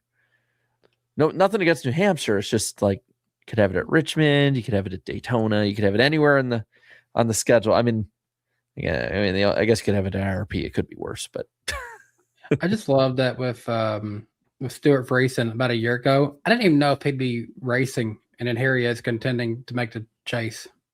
Yeah, I mean that's a hell of a story in and of itself. I mean, I think in the moment people were worried more than just the racing side of it when he got in that crash. So sure, what a comeback. Well, we are a little bit further along than we wanted to be at this point, but I will say it's about time to take a break for a super chat stage break. Woohoo! Do it. Jarrett will keep track of the time and let me know when about 3 minutes are up. We're going to be starting off with Spencer Purcell celebrating 60 months as a member of Danny B Superfans. Man, we're almost halfway through the 2026 season. That is absolutely right. Irvin Alvarado, you were extremely generous very early on, dropping a 50 on us here tonight. Appreciate you always watching, Irvin. Always great to see you in the chat and appreciate your support of the show. I attended the San Diego races and they were cool, but logistics were a D-. Not enough water / cooling stations. Food and tram lines were overloaded. I will say tram. I'm speaking now. Tram is in big quotes. I saw a Cub Kubota with like 2 small trailers behind it. That is not a tram system. Turn 9 bridge bottleneck. Security took forever. Merch sold out. NASCAR was reactive, not proactive. That's part of the reason I think this is a one-time only race. I think it was mainly to celebrate the country. I don't see this one happening again. Irvin also said, oh yeah, I walked from turn 9 on Saturday, seeing the aftermath of guy getting arrested by NCIS after hopping the fence. Good job, you drunk wrench moron. Ryan Idiot, appreciate you. Safe to say Sonoma is now a must-win for SVG. Yep, we talked about that earlier. It is definitely a must-win. Joshua Boston dropping a 20 on us. Appreciate that. Prime's 5 races on the Groovy gauge this year averaged a 76% C with how great their coverage has been with double-digit rating percentages increase year over year. Can we just give them the full season on TV, please? I don't think they want to spend that money, unfortunately. Joshua Boston again with 5. Interesting fact, Corey Heim's first Cup win on Sunday is also the first win for the number 67 in the Cup Series in about 653 total starts. Cool, huh? That is very true. Palm Tree 82, appreciate the 10. Y'all, I screamed and cried a little when Jimmy took the lead. 20 plus years of being a fan, and I finally got to see my hero put the cape on in person. The whole weekend was an amazing experience. Very Palm cool. Tree also said, I also spent the weekend looking for Eric, but turns out I just needed to look behind me on Sunday, literally a few rows behind me, apparently. A+ experience, but water, bathrooms, and food was an F. I would generally agree with that assessment. Do you have a vlog from this weekend? I'm kind of curious to see what your experience was overall behind the scenes. Yeah, we filmed a decent amount of it. I haven't edited it yet, but you'll either see it in the next couple days or maybe next week sometime. But in general, I agree with that last comment. The scenery was really cool. I think the way they had the driver intro / victory lane stage setup was awesome. The big aircrafts and everything around were super cool to see. Our seats had great view of the skyline with the aircraft carrier in the foreground. That was awesome. Race was really good. We only went Sunday. I heard Saturday, though, the awful water, food, and tram and bathroom lines were even worse. Sunday alone, we went and got in line for we kind of mistimed it. We knew what to expect. We're like, all right, it's about lunchtime. Let's try to get some food. The food lines were all well over an hour. So we got in a snack line because the churro and pretzel line was maybe 20 to 30 minutes. And even then, they were running out of churros and pretzels. They were basically throwing them at the crowd like we were all in a mosh pit, like, please, please. And they were like, here's, you want a pretzel? They're practically throwing them at us, just trying like desperately to appease what few fans they could. So the food situation was a disaster. Bathrooms are okay. We did, like in stage 3, I think Amelia left to go get some tacos near our seats, and then she waited like 10 minutes. So it got better as the day went on, but our lunch was, we split a churro and a pretzel and still had to wait 30 minutes. So I would agree that logistically, the food situation especially was an F. Everything else was solid. So, but Urban yeah, Alvarado filmed a lot of it. Urban Alvarado said in the chat the teriyaki ball was the fastest. We kind of got derailed a little bit. I know we're past the 3-minute mark. I'm just going to read a few more here. Eyeball, appreciate a 10. Crazy stat for y'all, even though I'm probably the only one who cares about this. Riley Herbst in the last 5 races has scored more points than 300 cars, 2 Penske cars, and Bubba Wallace. He's genuinely improving. And it's just, when you're comparing to Corey Heim, it's tough.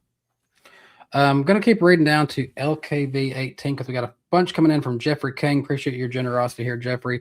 Corey Heim wins. He is the next Gordon / Johnson. Pump the brakes on that one. I think we're getting a little too far ahead of ourselves.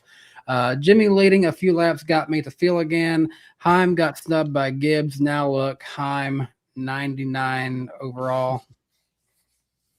Elliott had the most Elliott race, 29th and 12th. Never know what to expect about him anymore. And then SVG accidentally hit Intimidator button on Hill. He hit square, and Riggs hit square on Rife on the truck race. He hit the Intimidator button. APC Heim versus host of our rivalry going to be fire, and we're going to end on LKV 18. Thank you for what you guys do. This is the first time I've watched live since Kyle Busch passed, and it's been tough. Your show every week helps so much. Well, LKV, we appreciate you being able to finally get a chance to check us out live. Again, very, very sad. No one should ever have to experience losing their driver in the middle of a season. That's just sad, still sad overall, and we miss Kyle Busch every single day. With that being said, it's been kind of dry here in Tennessee. Yeah. But I have feelings. Heat. Yeah, and sometimes when it gets hot, it does this thing called like heat lightning. You guys ever heard of it? I do, yeah. Time for the lightning round. Looking at a few things here. First off, this actually broke while we were live. AM Racing is suing Sigma Performance Services. So NASCAR lives on forever. That was, I believe, who was supposed to buy up AM Racing. So there is that.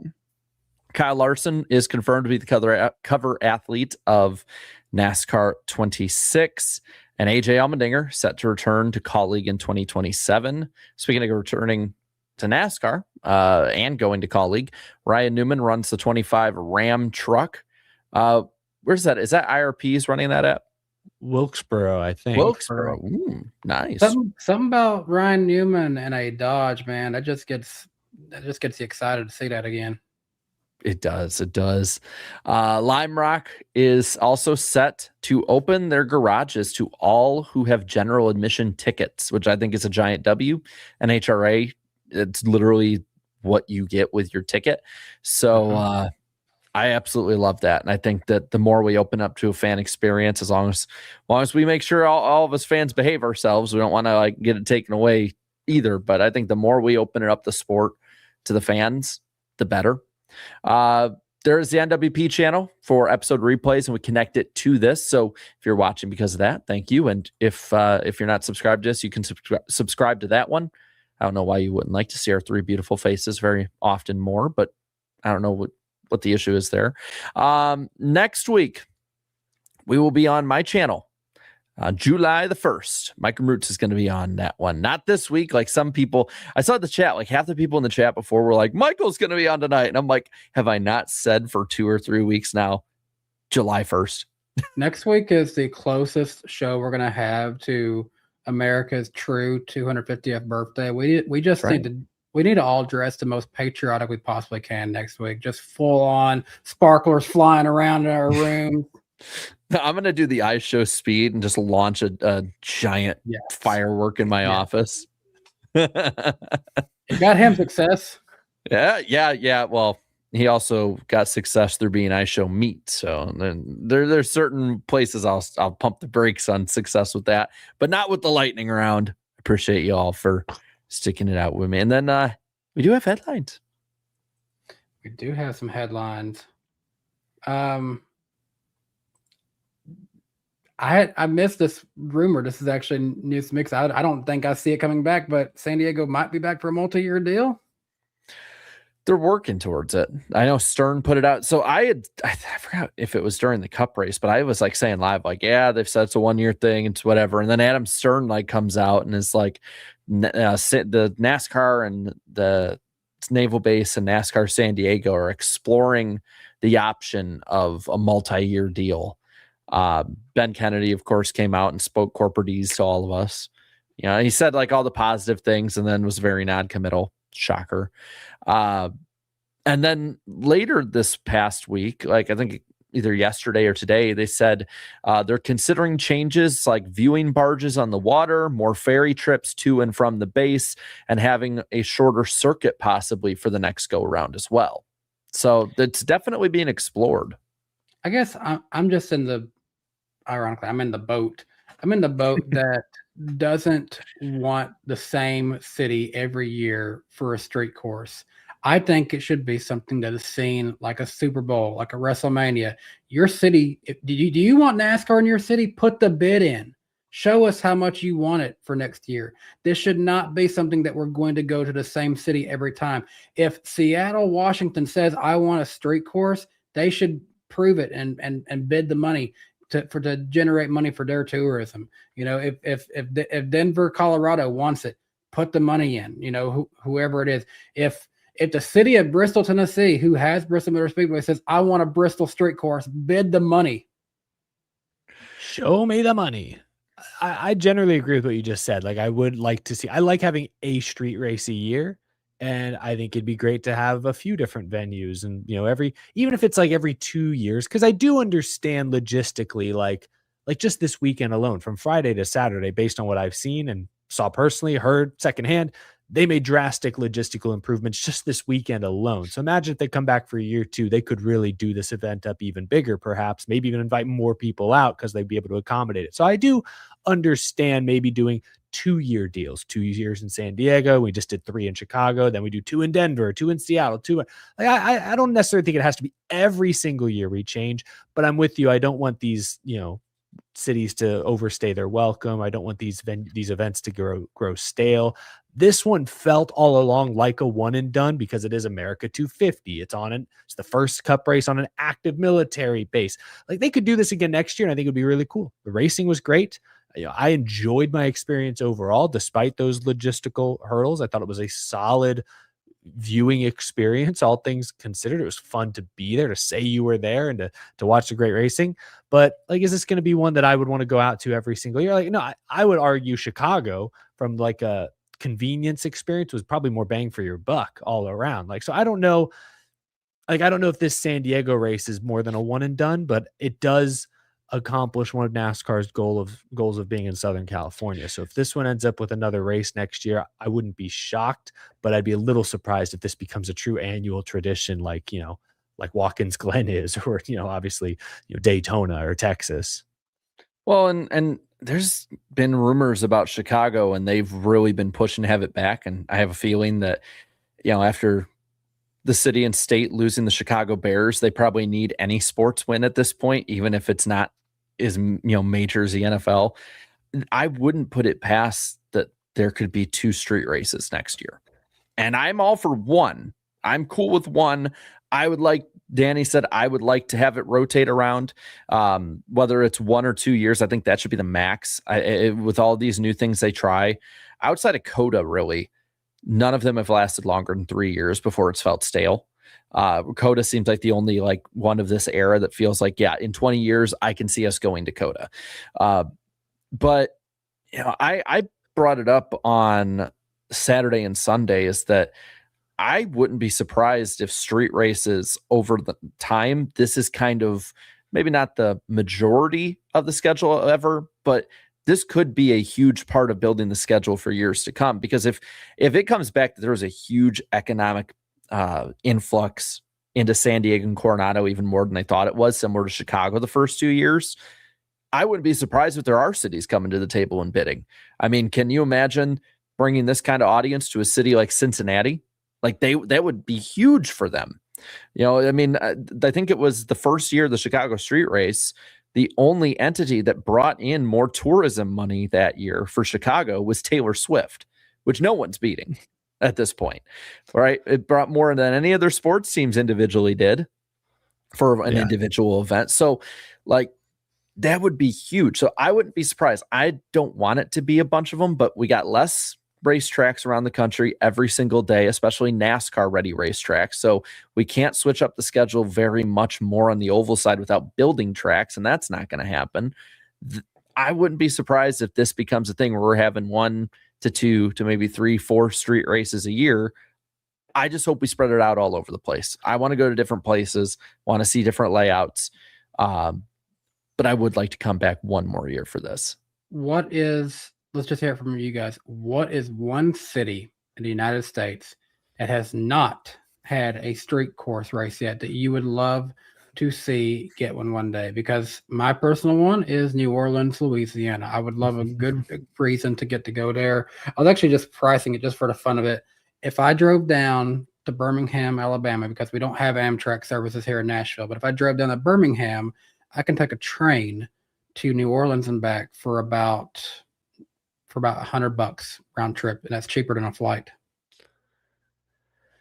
I don't have a great answer. I really don't. I think Denver is the most obvious one because there's a lot of people out there, big airport, easy to get to for most folks, and that area of the country is pretty well starved. Seattle would be cool, but I think Denver would be the place to start. I'd be cool with Pittsburgh. I think it fits kind of the fan base of NASCAR, at least for that was rumored a couple of years ago as an option, if I recall. Mm-hmm.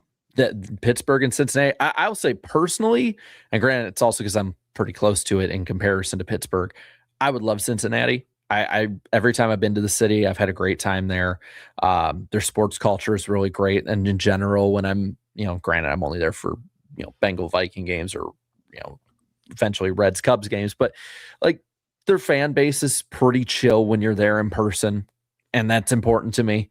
Trust me, that's important to me, is seeing how crazy some can be. But generally, just a very underrated culture. It fits an area of the country that you don't get as many races, especially since Kentucky Speedway is gone from that general area. So I'd say Cincinnati or Pittsburgh for me would be the ones I'd like. I saw someone say in the U.S., boo, Danny. Yeah, I guess there is some places in Canada that we could consider. Montreal makes the most sense. I still hope that gets across the finish line eventually. I think that would be a win for everyone. Here's an idea. How about we take it up to Niagara Falls and we race from New York to Canada? We'd say Border Patrol, step aside for a second, or Border Patrol just have, we got to check your passport each lap. Come on, guys, come on, give it here. Somehow Blaney would still get the slowest stops in that one. I saw they even talked about they wanted to see how they could race on the Golden Gate Bridge, and all I'm thinking is an extra long Martinsville. That's just asking for a brake failure to happen. I don't know how they would have done it. If IndyCar made it work going across the Cumberland River, like we can make bridges work. I think that it's slightly different out there with the Golden Gate Bridge and how big it is. But, no, the bridge there at Niagara Falls actually wouldn't be too terrible compared to that one.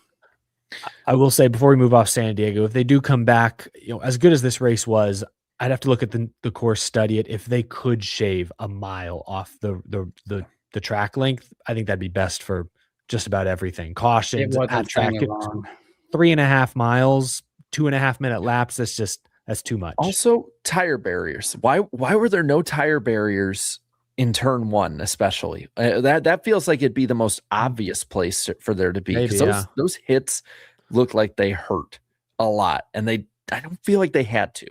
I guess that's at least track wise. On top of if we can even half a mile shortening it up would probably make a huge difference time wise on cautions. But and then we talk about long cautions. And Danny, what do we have next is the one people have talked about, and I've had people DM me about it too. So like, there's at least a little fire or a little fire to the smoke. Yeah, everyone still has a soft spot in their heart for Road America. Never really wanted to see it go away. It just kind of got screwed over in the process of things that be. But they still race IndyCar, right? At Road America. They just did this past week. Actually, it's I think the biggest non-Indy 500 IndyCar audience since 2011. They had the lead into the World Cup, but still, like, they had almost 2 million viewers. So yeah, there's still a lot of people who love Road America. How was the crowd? I didn't get a chance to see it. So it's Road America. There's always, I don't know if it matched like the 120,000 that came for NASCAR that year, but they always have a big crowd.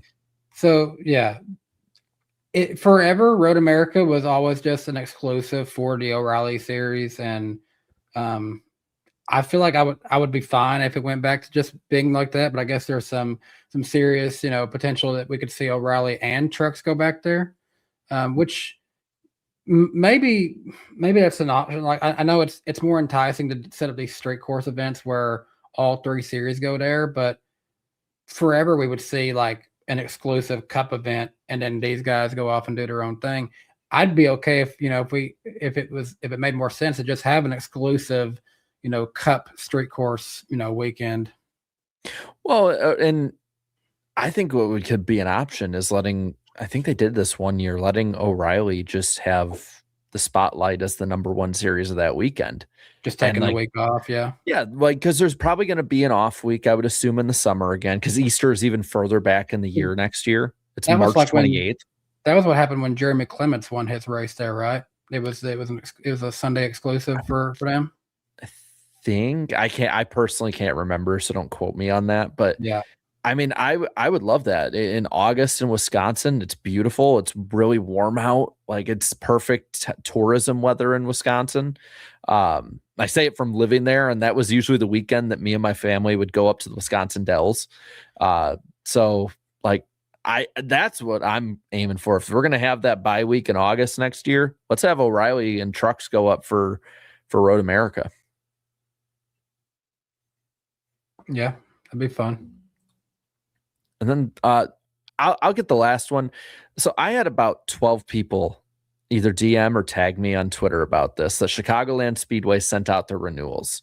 And I am, like, at least on the YouTube side, the Chicagoland Speedway chief hype officer on this one. I'm going to say, hold your horses. This happens for every track. This is about the time of year it happens in, coinciding with the date. Doesn't mean that it's coming back. If you put in renewals and pay for it, like, you'll get your money back if it doesn't come back. I'm not saying it's not going to, but I don't want people jumping the gun on this one too. I've seen the attendance. Saw people buy Daytona Clash tickets for 2022. Oh, and yeah. they were in California. I got the pamphlet sent to me that year, and it had the Clash date and time and everything set up. I got to dig it out somewhere. It's like that can be some fun lost media there. But I've been warning, not warning, but like telling people to maybe simmer down about the attendance talk until about a week or two before. Somehow it looks worse. Like, it's probably not. like, well, for the while they said like that the center part of the grandstands were sold. Now all of a sudden half of that is opened up. Like it looks like it's only half full by at least Ticketmaster. Maybe there'll be a good bout of walk-ups, but that's if about. You like Chicagoland Speedway, show up is what we're saying. Yeah, pretty much. And again, it could come back next year. Chicago isn't a done deal by any means. It probably won't be this date because they have a giant EDM festival like a week or two, maybe 3 before the 4th of July weekend set for next year. So I would assume it'd probably be, if I had to guess, either later in July or like August, September. I doubt they're going to put it in May. But to the chase. Yeah. I get people want that. I'm telling you, at the track, nobody really was crazy about that at the time. Like it kind of killed the attendance at the time when they did that. Kind of like that summertime vibe from like this one has. Well, yeah, it's the summertime. It definitely killed the party scene for sure at the track. And then you add to that too, it's like this is it will be one of the last few years the Bears are actually in Chicago and they're good. Like Haley's Comet has arrived, and if the Cubs are still in it, like there people in the sports market will not be thinking about NASCAR in September. Like I'll just keep it like that. August is about as late as you can go before everyone is checked out for football season. I'd be fine with it personally. I liked having those September trips or the ones in the summer, which by the way, advanced forecast is like mid-90s right now for that weekend. So yay. And they're in the middle of like a really busy storm season too. So yay. Yeah. Behind the scenes, like I love watching all these guys who go out and just live chase tornadoes on YouTube. They've been heavily streaming in the middle part of Illinois and Indiana for the last several weeks now. I mean, I don't think Illinois is going to, or Chicagoland is going to get hit by a tornado by any means. What are the odds? But Illinois has the most tornadoes of any state in the United States this year by like a wide margin. Like it's over 100. I think Illinois' number is more than Oklahoma, Arkansas, and Texas combined. And those are the traditional like tornado alley this time of year. Yeah, it's been even for storm season, it's been a pretty mean one this year. But no, so I just figured I would get ahead of that before more people tag me saying it's coming back. It's like, we'll see. We'll see. But, yep. That's all you can do. You can just see. See. Something else that we can see is possibly the future if we get predictions right. Yeah. Possibly. We don't always do that though. Each host will make 2 motorsports or show related predictions. Predictions are kept track each week in our accountability session by Mr. Jarrett. He keeps track of all that. We try to keep predictions relatively concise and within about a few years' time. Jarrett, what's been happening? Jarrett did get one right. Justin Allgaier will clinch an O'Reilly Series chase spot by Chicagoland. He was wrong, though, that Carson Hocevar would be on the cover of NASCAR 26. Yeah. Eric, 2 or 3 actually wrong this week. Michael McDowell did not score a top 5 in every 2026 road course race. Kevin Magnussen did not finish top 15 at San Diego. And Connor Zilic did not get his first career top 5 in San Diego. But to be fair, I feel like he was definitely contending for it. And McDowell was in the top 5 when he got a piece of that same wreck. So I was close to 2 for 3. But close doesn't cut it, I guess. So right. I got one right. Brent Cruz did jump in for Christopher Bell in San Diego, as short-lived as that was. I also said Carson Hocevar would be on the cover of NASCAR 26. Yeah, I thought I said Tyler Reddick. I don't know what I did there. I don't know what I did there. I'm pretty sure I said Tyler Reddick, not Carson Hocevar. Either way was wrong. We were both wrong. I was shocked I was wrong on this one. The San Diego flyover did not have more than 6 aircraft. It didn't even have 6. It had 5. I know. I will say that was maybe the biggest letdown of the weekend was the flyover. It felt like a very normal flyover to me. Like they did do I don't know if they showed on TV. A couple of those jets did buzz back over the grandstands a few minutes later, and that was cool. But the way they'd hyped this up going back months ago, I remember like in a press conference, they were like, yeah, flyover is gonna be pretty crazy. And then like, I don't know, it didn't hold a candle to what Daytona does for the 500. And people are saying that there was a second flyover of 2 more planes. Yeah, that was the 2 of them buzzed back over. Like they only over showed 5 on the TV broadcast. Okay, if it was the same, if it was 2 of the same planes, no, that doesn't count. It has to be. Yeah, no, it was 2 of the same planes. Yeah, they did have skydivers. They had skydivers, which was cool. But yeah, I'll be honest, like that was probably the biggest letdown. That was like a very normal NASCAR flyover, if I can be honest. Yeah, like get me give me what the UFC got. They had the Blue Angels and the Thunderbirds going together. I thought we'd see something a little more. I don't need anything. I don't need it to be overboard, but I thought we'd see. I was hoping it would be close to what we get for the Daytona 500, and it really wasn't. Yeah. Jarrett still dominating this year, 59.46%, but Eric is catching up, 53.13%. And here I am, just a modest 32.35. I'll take that. And overall, Jarrett at 40.27, Eric 35.04, and I'm just about right where I am for the year, 32.32. Model of consistency. Well, so that means I start again. You do start. All right.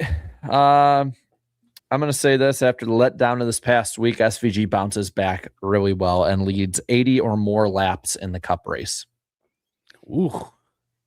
I think it was like 97 last year, so like I can up it if need be, but no, I think he's going to be out for blood. This guy, I know we had a super chat about him earlier. Chase Elliott has been very not great at road courses this year, but I think he bounces back at Sonoma. I'm going to say Chase Elliott will be the best finishing Hendrick driver on Sunday. This could be considered a layup, but it's not a give me either. So I'll go with I need some points. SVG will sweep both races this weekend. That is a good one.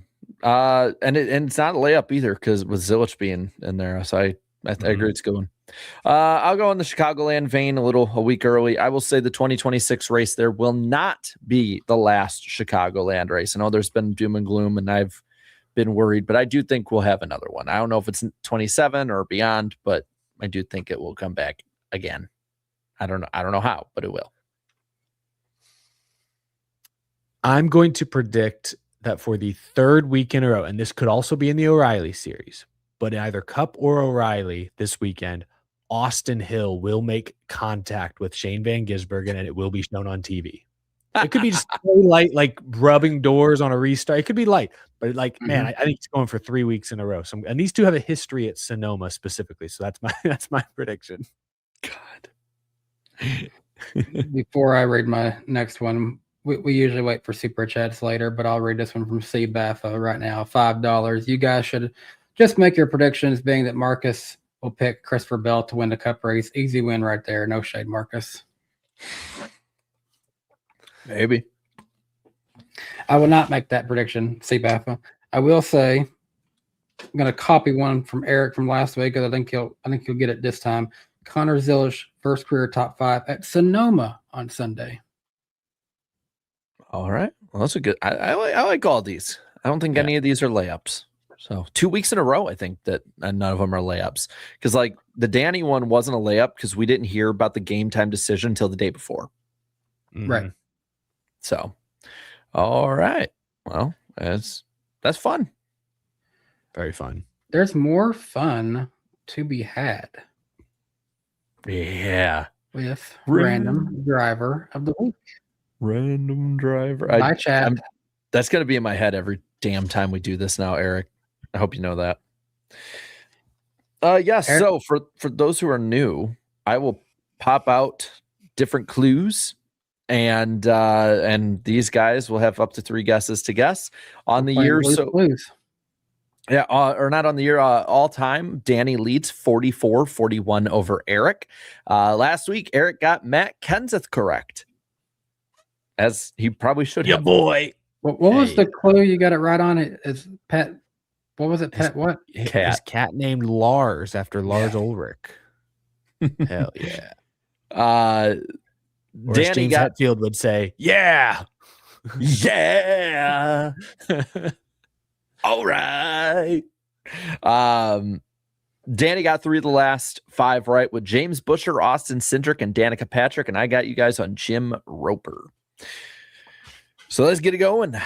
This random driver hails from Anniston, Alabama. Aniston. Part of the Alabama gang? Jennifer Aniston? Smartwater. This random driver was actually tweeted about twice by me, but never by the two of you. This does not bode well. It's a bit of a switch up. Person maybe one of those Roll Tide people I don't get along with. So this random driver started racing in Talladega, Alabama. The Mecca. Probably not at the Super Speedway. This random driver made 15 Cup starts. Ooh, that limits him. And won 2 Cup races. Oh, whoa, 2 for 15. How about that? A little subjective, but I think this counts as a clue. This random driver was considered one of the best of his era. Best. Okay, keep going. This random driver was inducted into the International Motorsports Hall of Fame in 1966. The NASCAR Hall of Fame in 2018. Oh, I can't remember much about who went in that year. Oh, I'm gonna throw out. No, I don't think this is right, but I'm gonna throw it out there anyways. Donnie Allison. Donnie Allison. I don't think that didn't add up. This random driver was part of the 50 and 75 greatest driver lists.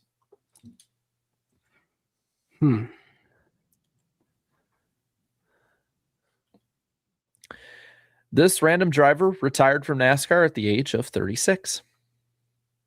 Retired at 36. This was back in the 50s or 60s. Who was one of the OG pioneers? Who am I missing? This random driver raced these numbers. Oh, gosh. 1, 22, and 83. That's it. Oh, man, that should be well, I mean, we're talking about the 50s and 60s again, but that feels like a big hint. This random driver drove in Fords and Oldsmobiles.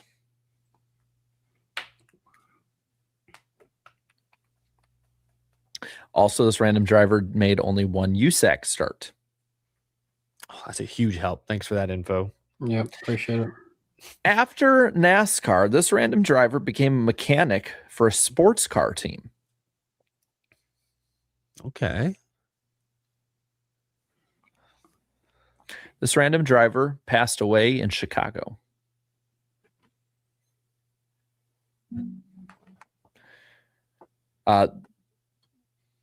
This random driver actually, when that happened, was in Chicago to talk to Anheuser-Busch about starting and sponsoring a sports car team. Well, that's inopportune timing. This random driver was a gunner in World War II. Badass.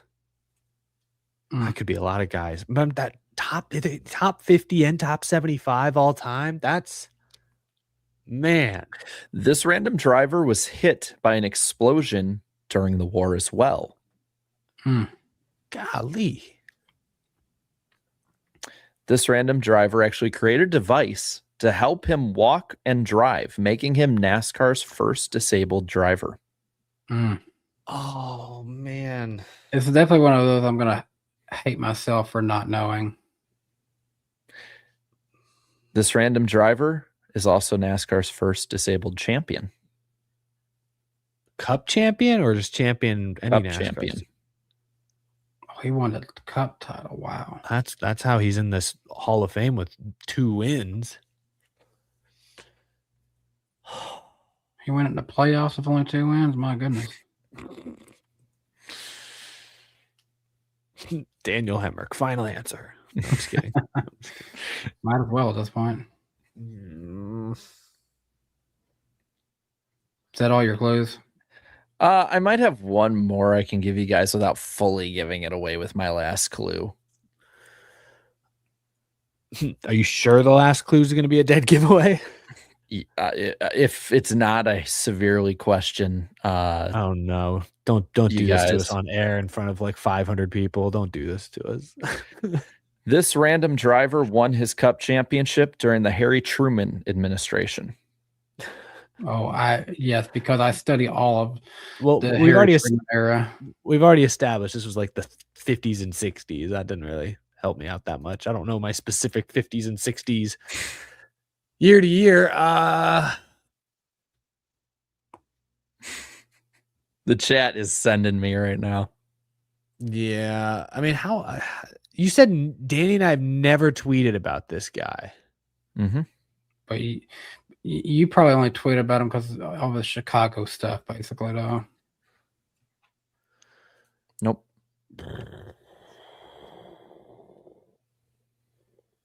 Should I give the easiest one away and then I'll just be ready to go for your answer? No, don't just yet. Don't. Is there any other clues?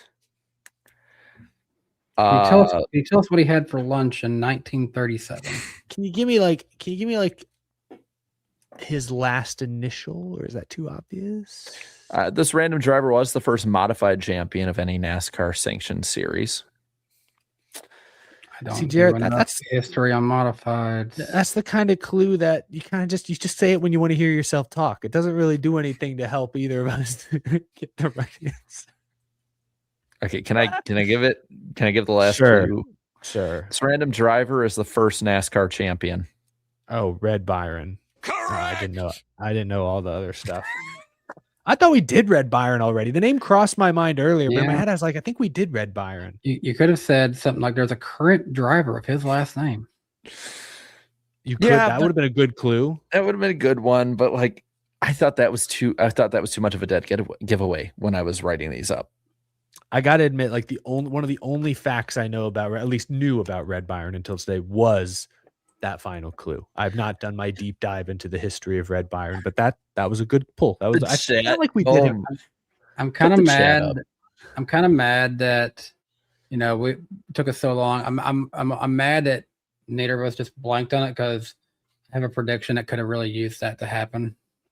Oh yeah, you need Jarrett to stump us. Danny's sitting there like, I'm just going to stay quiet on this one and get my prediction right. Let's do that. Conflict of interest. All right. Well, that'll do. The chat. I'm telling you, the chat was. Oh, I'm sure that was vicious. They're calling y'all frauds. Well, thanks. I mean, honestly, yeah. Yes, we are actually. Thank you for coming. I'll be the first to admit my NASCAR knowledge from the 50s and 60s. I know basic facts like 50s, man.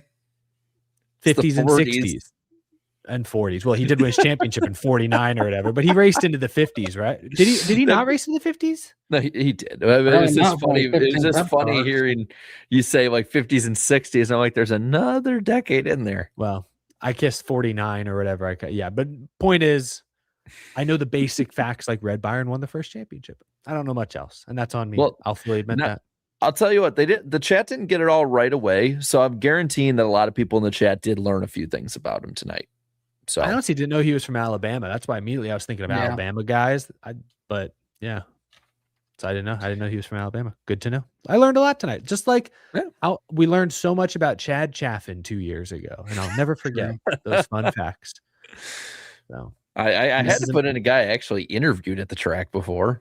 An educational segment. Never forget Bobby Dale Earnhardt either. Yeah. Can't wait for next week. Yeah. That's definitely coming up. All right. What else we got tonight? It's gonna be Jared's probably gonna have another hidden Earnhardt lined up just for Michael next week. Figgy. April Fools 2027. Now we've done random driver of the week. Let's talk about this weekend in Sonoma. Cup Series race. It's going to be the Toyota Save Mart 350. It's a 110 lap race, broken up 25 laps in stage 1, 30 in stage 2, 55 laps in stage number 3. It's going to start at 3:30 p.m. Eastern time. You can watch this race on TNT. First race for TNT this weekend. You can also listen to it on PRN and Sirius XM Radio. The defending winner of this race, no surprise, Shane Van Gisbergen. And the O'Reilly Series race is the Pit Boss Food Max 250. It's a 79 lap race, broke up 20 laps in stage 1, 25 in stage 2, and 34 laps in stage number 3. This one's going to start at 5:30 p.m. Eastern time. You can watch it on the CW or listen to it on PRN and Sirius XM Radio. Defending winner of this race is Connor Zilich. And weather this weekend brought to you by our trusty friend Jeff Vork with Vorcast. Pretty good looking graphic right there he's prepared for us. Napa Valley delivers comfortable and stunning weather this weekend. A cold front moves through Northern California Friday into Saturday, bringing cloudy skies Friday night through mid-morning or so Saturday. Winds will be gusty at times Friday and stiff Saturday. Cool mornings give way to very nice afternoons under plenty of sunshine. For what it's worth, track surface temperatures will be quite hot. Enjoy the rain-free weekend this weekend in Sonoma. I like seeing the 80s and upper 70s for this weekend. Seems pretty pleasant for California. I like it. But I did like that note that the sun will still be baking on that California racing surface out there. Oh, yeah. Oh, yeah. So I like that. I don't know if I like what's coming up next. I'm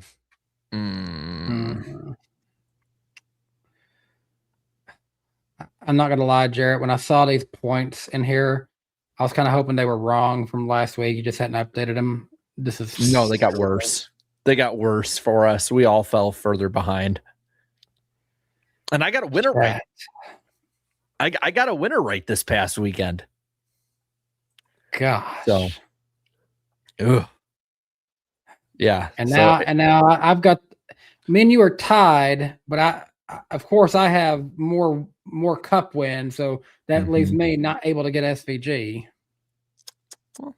Yeah. Well. So I guess roll the graphics for what it matters, as the chat's probably going to get us again this week. So, yeah. So, Jarrett, who is going to win the O'Reilly Series race? For what it's worth, with only 2 races and seemingly maybe predictable winners, maybe the easiest weekend to get a sweep. Yeah, that's why I'm going to pick Connor Zilich, who is all time beat SVG head to head, I believe 4-2 on road courses. It's a good pick, good stat, including Sonoma. Then I'm going with SVG. To be fair, I think SVG, I'm not saying he let Zilich have it last year, but I think if he doesn't fence Zilich at Chicago the week before, he probably wouldn't have gone as easy on Zilich at the end of Sonoma. Just saying. I agree. I don't know if I want to do this. Curious to hear who you got, because I think chat's making it obvious who they want. I just peeked at the chat, and they are split between the two that I'm split between. I had Brent Cruz third in my power rankings. So I think I'm going to stick with Brent Cruz. I want this to be, we just had a first-time winner with Heim on the Cup side. Let's keep the first-time winner hype train going here with Brent Cruz at Sonoma. I'm going to go It wasn't quite that split. But I think they were also thinking about Austin Hill, so maybe they got to pivot to him. Austin Hill was who I was. Yeah. I feel like Austin Hill might even be the more logical pick, but I don't know. I'm going with my heart on this one. I want to see another new winner. I think Blue Jimmy just spoke for the chat. Fine 21s that are going to take the big bully Austin Hill this weekend. It's all 21s, and I can pop them on screen here underneath Eric. You're going to be the only one that gets the attention of our Toyota fanboy on Twitter. Well, you know me. I love Toyotas and hate Fords and Chevys. I only ever say good things about Toyotas. You do drive a Toyota. I do drive a Toyota. Don't Danny, don't tell them that. No, I told them that. They know. I do have a Toyota. It's like 13 years old, 12 years old. Still not like I'm giving. Let me read everyone his license number on camera right now. I'm supposed to remain impartial. You need the VIN number. My wife bought a new car recently. Anyone want to get? Well, you guys might know, but if you don't know, feel free to guess. My wife bought a new car recently. I'm not going to answer. what manufacturer car, Chad, do you think my wife got? What do you guys think? Give it a second. This isn't as interesting as I thought. She bought a Honda, so remained impartial. I got to be impartial. I can't be out here, Eric's out here trying to persuade them to come to NASCAR. Well, for my suck pick, I won't remain impartial towards Ross Chastain. There's got to be a Trackhouse guy that scores under 3 points this week, and he's the most likely to me. For suck pick now? I will not remain impartial to my boy Bowman by saying he will suck here. I'll go the low hanging fruit. Brad just continues his free fall. Oval road course doesn't matter. Sorry, Brad. Who's the check got? They going Brad? Yeah, they're saying Bradley. Okay. So that's a suck picks. So my dark 20 horse. got a few honorable mentions, but I mainly saw Brad. Well, I got my dark horse pick, so I'm going to go Connor Zilic. Just because he sucks so much, he can be a dark horse at this point. Even where he's good. My underdog is Austin Hill. I know he made a lot of people mad last week, but he's low-key a good road course racer, and he was right up there in the thick of it last week. It's a good pick, actually. I'm gonna be funny, and I'm just gonna stick with Brent Cruz because I'm convinced he's gonna get in the 20, and I think it's gonna go better than it did this last week. So I'll say Brent Cruz is my Cup underdog, just for funsies. I like it. And who's the chat going with? Busher, McDowell, Hocevar. Remember, whoever you take in this, you can't pick for your win pick. I'm seeing a little mixture of Connor and Hocevar, but I feel like I'm seeing Hocevar more, so I'll give him Hocevar. And I'm seeing a couple of Ty Dillon. So I'm like, why the hell are they saying Ty Dillon? This is the first in-season challenge race. That's true. Yep. Ty Dillon nearly went all the way last year. There's a bunch of 10s. I'm laughing at someone's like, no, there's no 13. Someone's been saying 13. Should we just give him Ty Dillon? I'm going to count the 13 as a Ty Dillon because that used to be one of his numbers. So I'm going to give him Ty Dillon now. All right. Ty Dillon. Well, there's one to go. Sponsored by Credit One Bank. Who's going to win the Cup Series race this weekend? Jarrett. Ty Dillon. No, I'm kidding. SVG. SVG. Yep. Of course. Live Eric reaction. A monkey. Wasn't it this race a year ago that was the monkey race? It might have been. I could believe it. It's about that. I feel like it was around this time. Then I am going to go with my one from last week. The guy who wins usually when SVG is not looking. Tyler Reddick. Ooh, I got options.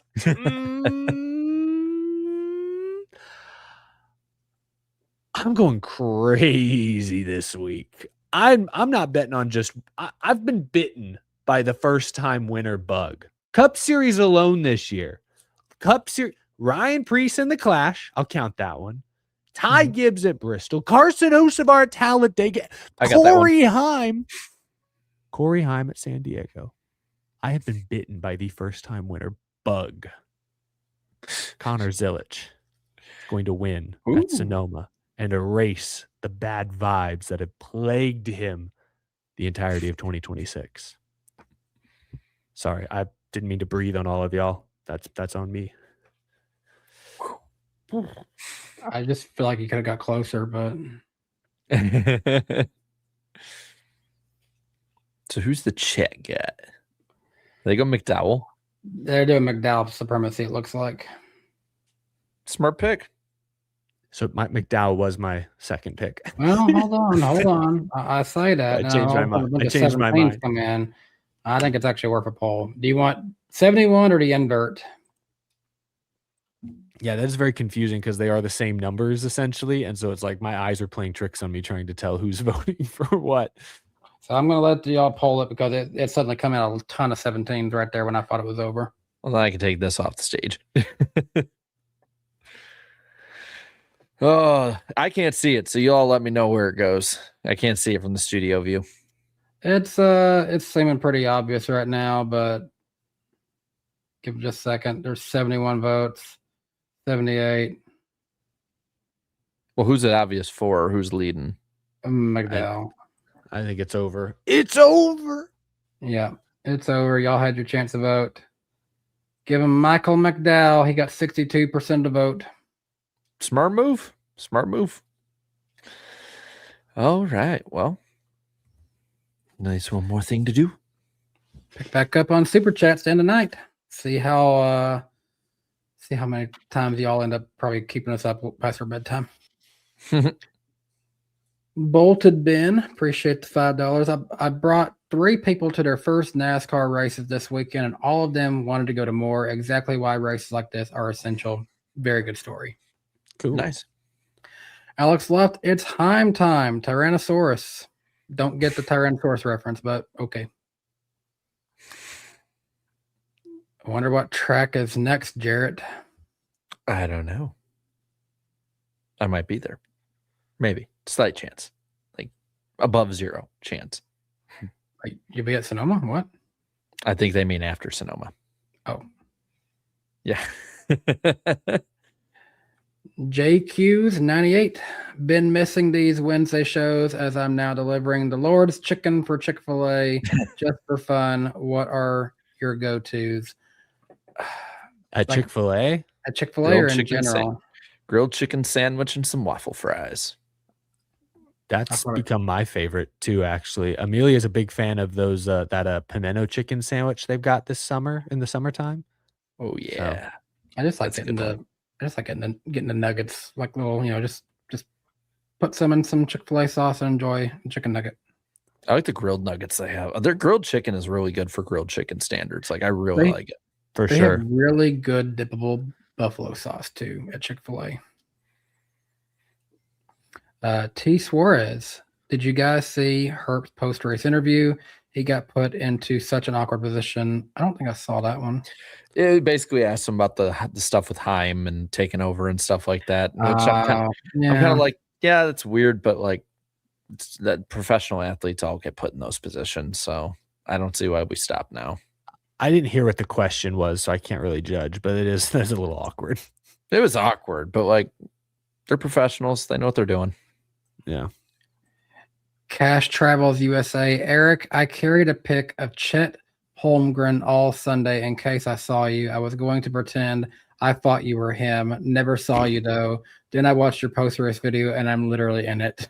Oh, dang. That's funny because I only posted like one clip from the track, so you must have been real close to our section. That's fun. I haven't been compared to Chet Holmgren before. That's a new one. I have to look up who this is because I'm not familiar with Chet. He's a basketball player, tall, skinny looking dude, curly hair. I actually, now that I think about it, I do get some of the similarities. Just looking at the next one from Justin Drake. Damn. Austin Hill thought he saw little Debbie stand. I said, buy one, get 2 free, and had to get over there ASAP. Come on now. Cash Travels USA. Also, I got distracted by a dog wearing camis and almost knocked a guy off a scooter. I go to apologize, and turns out it's William Byron. Oh my God. There was a lot of industry people just riding scooters around. Jeff Gluck was riding them. Drivers were riding them. I'm just saying that South Park. Okay, and you don't like them scooters, okay. Chase Elliott literally had his PR woman like riding one with him. I saw. Andrew FRC, I think Noah spilled Magnuson's macchiato. Calypso, instead of it just being the brain rot meme, what if 6-7 was a code number for Heim time? It is this week. True. Speaking of which, let me just ask you guys this real quick. Do you want him to keep that number instead of taking over to 35? Yes. I felt that way before he won this race. It just I saw something interesting that made it even cooler. If they do that, they will have the numbers 2, 3, 4, 5, 6, 7. That's exactly why I want him to do it. Yeah. Well, that and it just he's won in it. Like this is his number. Like, Yeah. why change it? I get changing the 91 for Shane to different numbers because that was Project 91, but let him have it. Let him make something with it. Heck, like let Riley keep the 35, whether he's in an open car or just takes it over to Legacy and just puts it in the Legacy font. When I see the people too, they're like, well, they announced he'll be in the 35. Like, stuff can change. Like, it's not set in stone. Yeah, nothing's set in stone. Austin Cindric was supposed to be in a 21. Never forget that. The People's Champ, I predicted Corey Heim winning in 2026 last year. Good to see him, Mavic. Crazy John, 2 weeks in a row taken out by the same spud, SVG.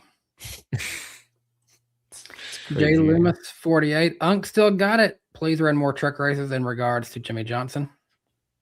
I would love that. One more cup race, it sounds like. I don't know about anything else. Yeah. David Bell, good to see you. Happy for Corey. Wishing you man a great week. You as well, David. You too. Ethan, NASCAR fan. He is Sheldon's friend, but Sheldon had to lie to not make it seem like he paid the guy to come look at his damage under a red flag. Yeah. Eric missed up. When you were talking about your incident in the hotel. Yeah, if I'd known there'd be so many drivers wandering around, I don't think I would have spent so much time there. Indy Carson, hey NWP trucks, congrats to Riggs and front row. Great to see Jimmy be competitive. Best finish the weekend. O'Reilly, what a wreck fest by Mayer. Congrats to Hill and RCR on first win since Rowdy left us. Nate Smith, Wayne Van Riggs-Berkeren. Yep, good fun nickname. Indy Carson Cup, it's about Heim time. Who would have guessed SVG and Zillbilly would be wrecked? Eric, how was your time at San Diego Zoo and Cup race? Cup race was good. The zoo was awesome. I'd been to the safari park like half an hour outside of San Diego, and that was pretty cool. But the main zoo, I get why it's so highly rated. Did you see any pandas? I read they were known for pandas. Pandas. I saw like every bear in existence. Panda bear, grizzly bear, polar bear. I'd never seen a polar bear, and it was like 3 feet away from me between glass, but it was just walking around. Freaking polar bear. What's a polar bear doing in San Diego, California? That's what I said. And then koala bear, which aren't actually bears, but there's koalas. That was cute. They have a giant like a skyway, like a bucket with like sky buckets on a wire that go over the entire zoo, and you're like way the hell up there. That was pretty sick. I love a good ride. What can I say? Rides are great. It was a cool zoo. Platypus bear? The platypus is at the safari park. I saw that last time I was in San Diego. That was a good pull there by Peter, that the first ever YouTube video was at the San Diego Zoo. That's right. That is a good pull. Deep lore. Paint the 88 fan, but looks like they're now a Alex Bowman fan these days. As an Alex Bowman fan, Blake Harris needs to go. Didn't take tires in the last run at Pocono when the field did, and Sunday had Alex pit before to go to get the fastest lap. Yeah, it's ain't much he can do if the car is not going to be there for him. So, La Pug, happy first Father's Day, Jarrett. Cherish it when you take your kid to their first race. Lost my dad in 2020, and I'd do anything to go to another race with him. Yeah. I don't know when that'll be. Yeah, I'm sorry for that. I don't know when that'll be on my end. She's still very tiny. Might be able to scream louder than the cars, but it's the first Father's Day that she wasn't just sitting there as just a sleeping little, bundle of joy waiting to be, changed. Like that was basically the first Father's Day, which I think she was 3 weeks old. So this one, she was happy, and her and mommy picked up daddy's favorite thing to eat for dinner, a big old thing of sushi. Meanwhile, Eric and I are proud third fathers. You to Cosmo, me to Shugs. Yeah. Fred Dog 81, gonna be a drunken slop running around with one flip flop. Gonna bother Sheldon Creed because I'm an idiot indeed. Just doing that in San Diego. I'm not gonna say that.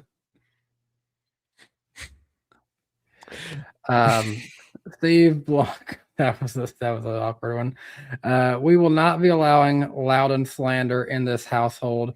Oh, it just freaked out on me. More of a chase-worthy track than Gateway, in my opinion. Go New England. I enjoyed my time to New Hampshire a couple years ago. It was a solid track to be at.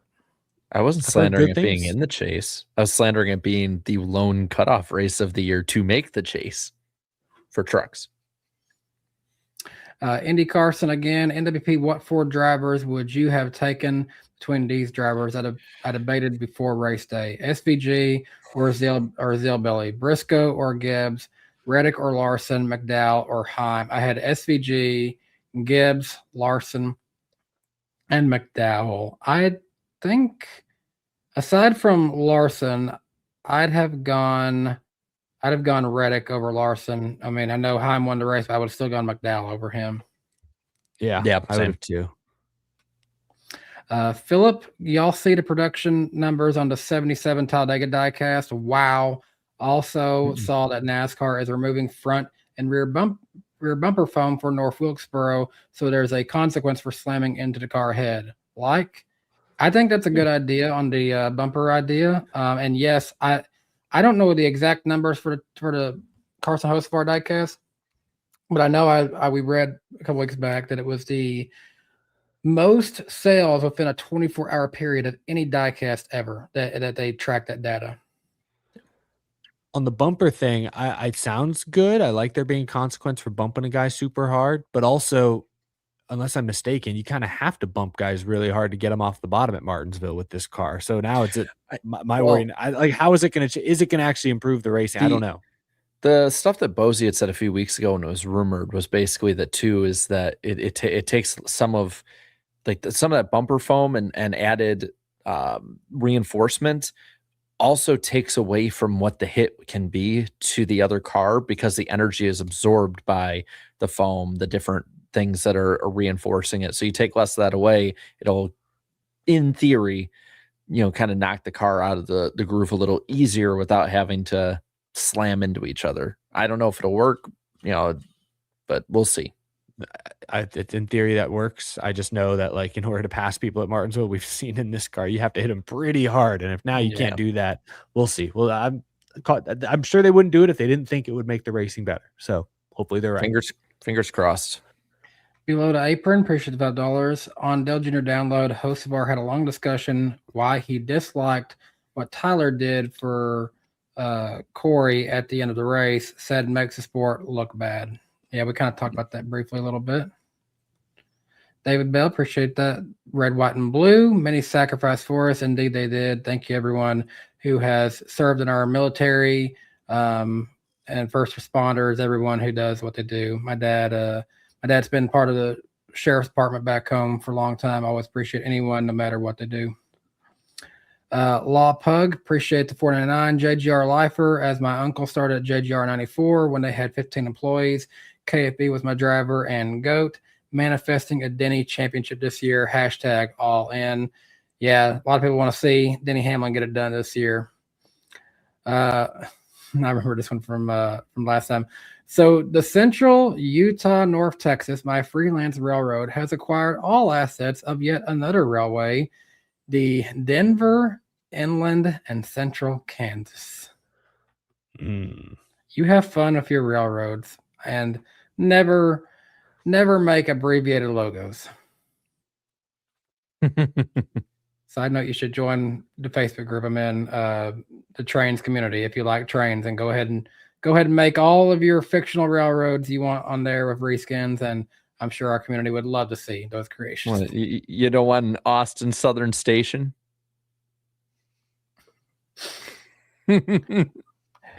Indy Carson, IndyCar at Road America, awesome race in person, seeing Lundgaard with treble early win the race, and Armstrong. I probably meant Armstrong. Armstrong going for his first win, had engine problems and final laps while leading.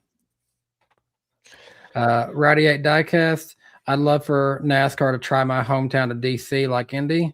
Yeah, I think that'd be a really cool idea as well. Maybe see how this one in this IndyCar race one goes first. Yeah, they said that might be a multi-year one. Justin Drake, Chicago wants NASCAR back, but their sphincter got real puckered up when a team that's been there for 100 plus years wanted money to renovate a landmark the city will probably now tear down for more condos. Tough. Palm Tree 82. Also forgot to mention, I got to fist bump Steve O'Donnell outside of Victory Lane. Told him thanks for the event. Friends asked, who was that? Ha ha. You Should have said, that's my boss. They might understand football terms. You just say, that's basically Roger Goodell. Yeah, that would make him sound really cool. If you put it like that. Or not cool. Like, wait, we're Roger supposed to boo him? Yeah, maybe people will be, oh, I should have thrown a tomato. Why do you have a tomato at a NASCAR race? How'd you sneak that in through the security? They don't let anything in this weekend. Uptight sphincter. Andy Carson, best part about my Road America experience, I only needed Mick Schumacher autograph, and I got it. I already have rest of the field. I also loved being so close to Victory Lane for drivers celebrating their win. Yeah, that was something pretty cool about being at Road America when I went, that you could just go straight to kind of see Victory Lane area. Kiwi Nick with the 1699 in New Zealand didn't have SVG and Jimmy Jam partying together on the bingo sheet. My parents were there traveling over the weekend from New Zealand. Sounds like they had a blast, and they are going to Sonoma this weekend. That's awesome. Jimmy Jam was partying again? I saw some photo of him and Shane. Never learned I don't know where they were. Yeah. Just don't put him on the broadcast. Right. I'm so happy to be here, and what an incredible experience. I was here in 23 driving, but to be here as a fan and soak it all in. Okay, Jimmy. Such a special weekend. How special was it?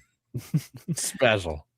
Imagine the day Eric Jones or John Hunter Nemechek wins a race, and it turns out to be a prime race, and they're still doing stuff like an hour after they've already celebrated a win. And here comes Jimmy Jam with Dale Jr.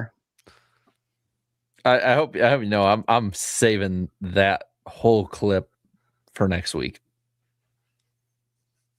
You are? Oh yeah. Oh, for our special guest coming on. Oh yeah. We got to hear his overall thoughts and opinion and analysis on that situation. I like we're calling it a situation. Michael, welcome to the Situation Room. It's great. It's absolutely great. Road America attendance was more than 80,000 fans for IndyCar. That's really good numbers for IndyCar. Nice. Zach Taylor, I'm waiting to get tickets until I know what the weather is supposed to be, I guess, for Chicagoland. Fair. Yeah, that's fair too, because like we said, Illinois has been Tornado Alley as of late. So, well, that old surface, that's gonna be like, it's gonna be porous with the rain. I mean, that's the oldest surface in NASCAR. I believe it is. I think it's 25 years old. CBAF again. We saw this one earlier, saying how we should make our predictions on Marcus. Jonas stuff. Did you guys see that AM Racing is suing Sigma and are seeking the return of several chassis and for Sigma to stop using AM's intellectual property? Yep, we just broke that one earlier. Ross Crashtain, appreciate that. Who do you have winning the bracket / any surprise exit this weekend for tourney? Honestly, I'm just going to put it like this. I kind of don't care. I haven't put that much thought into who I think is going to win the bracket. I'll probably put out a video tomorrow about it. That's where I'm at. Like I've not looked at it in great detail. There were some really interesting matchups though when I first looked at it. And I do think Ryan Preece is selling himself a little short in his SVG matchup. Like if SVG, obviously if he doesn't have any major issues, he's going to move on. But Preece was really good at San Diego. So if SVG just has like an untimely pit road penalty or loose wheel, like I wouldn't rule out Preece with the ultimate upset. So I'll keep an eye on him. So Are we going to do like a bang, bang, 1-2 punch, me Thursday, you Friday on this? Or like me in the morning, you in the afternoon, like brackets.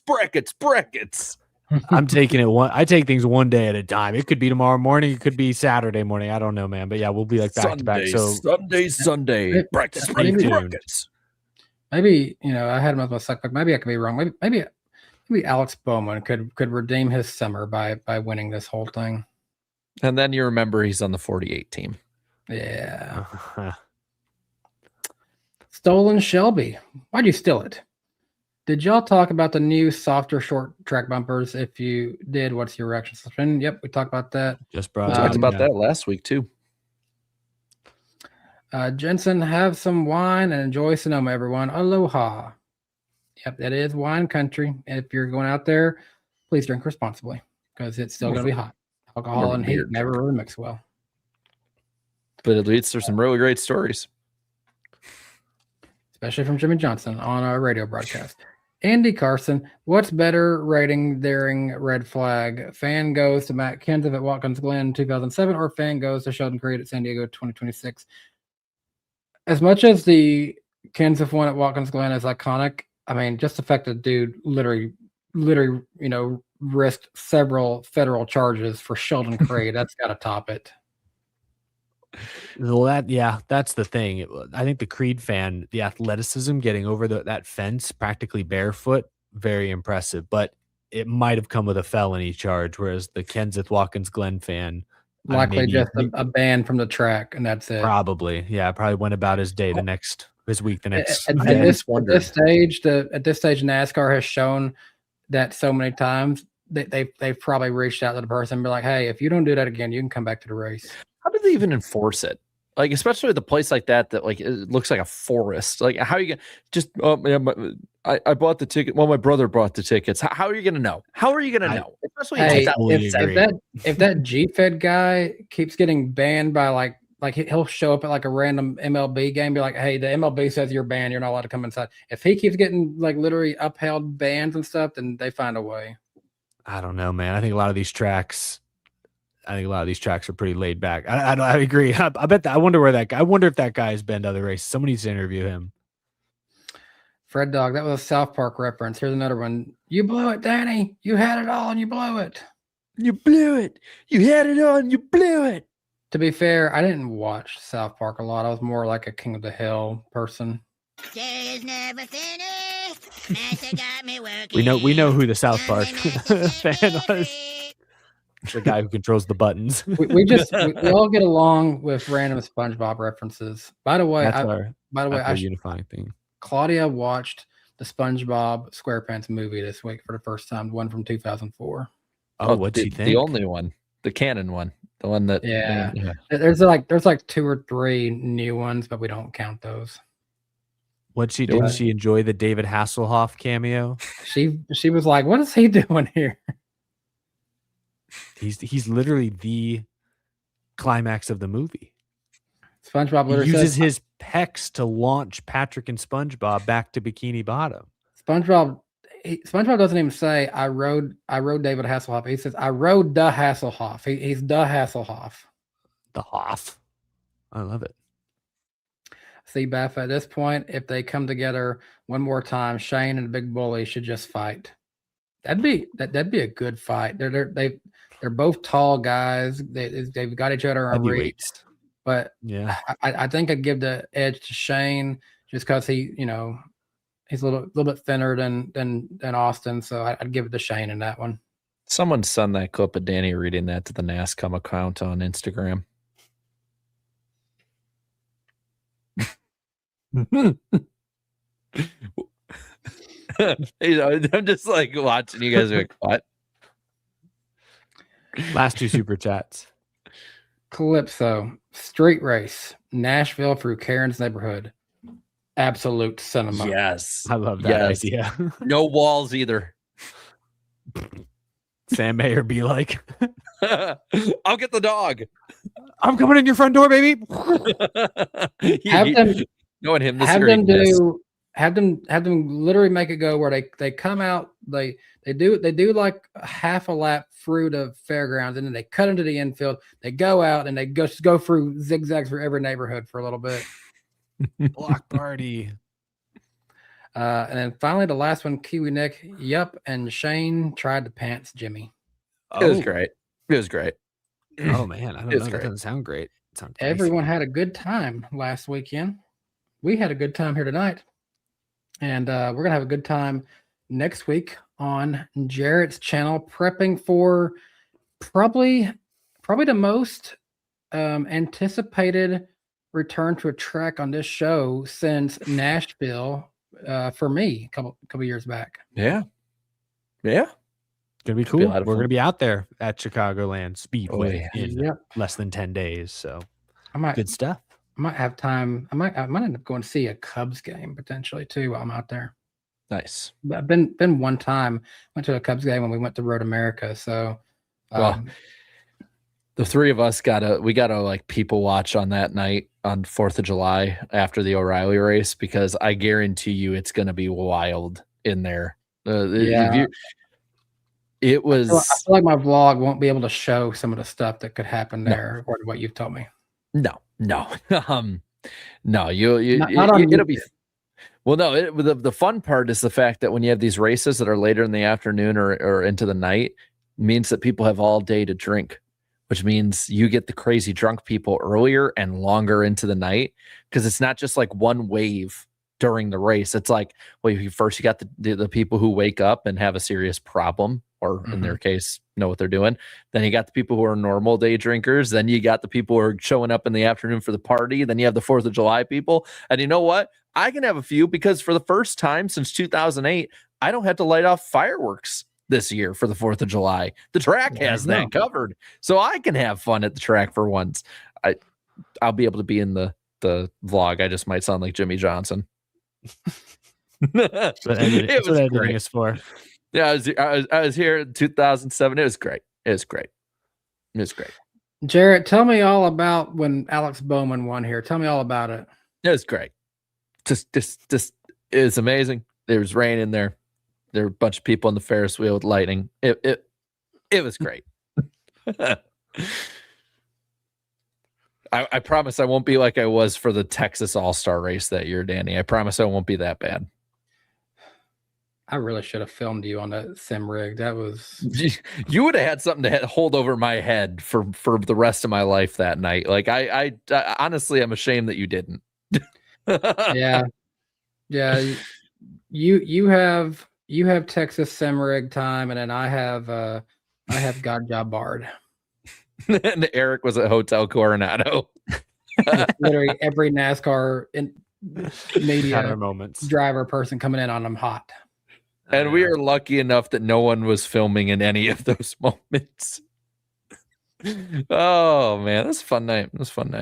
Good show, gentlemen. Thanks everyone for watching. See ya on Jarrett's channel next week. See ya back here on my channel sometime next month. Peace. Oh crap! I didn't hit the. Drivers, start your engines! Funny carnage, full head on them, wound up, yeehaw, boys. Holy. It's a junkyard. There's too much time hitting people. Chill a second. No gas, gotta hang off here. Don't overdrive. Just let me do my job. 10 times.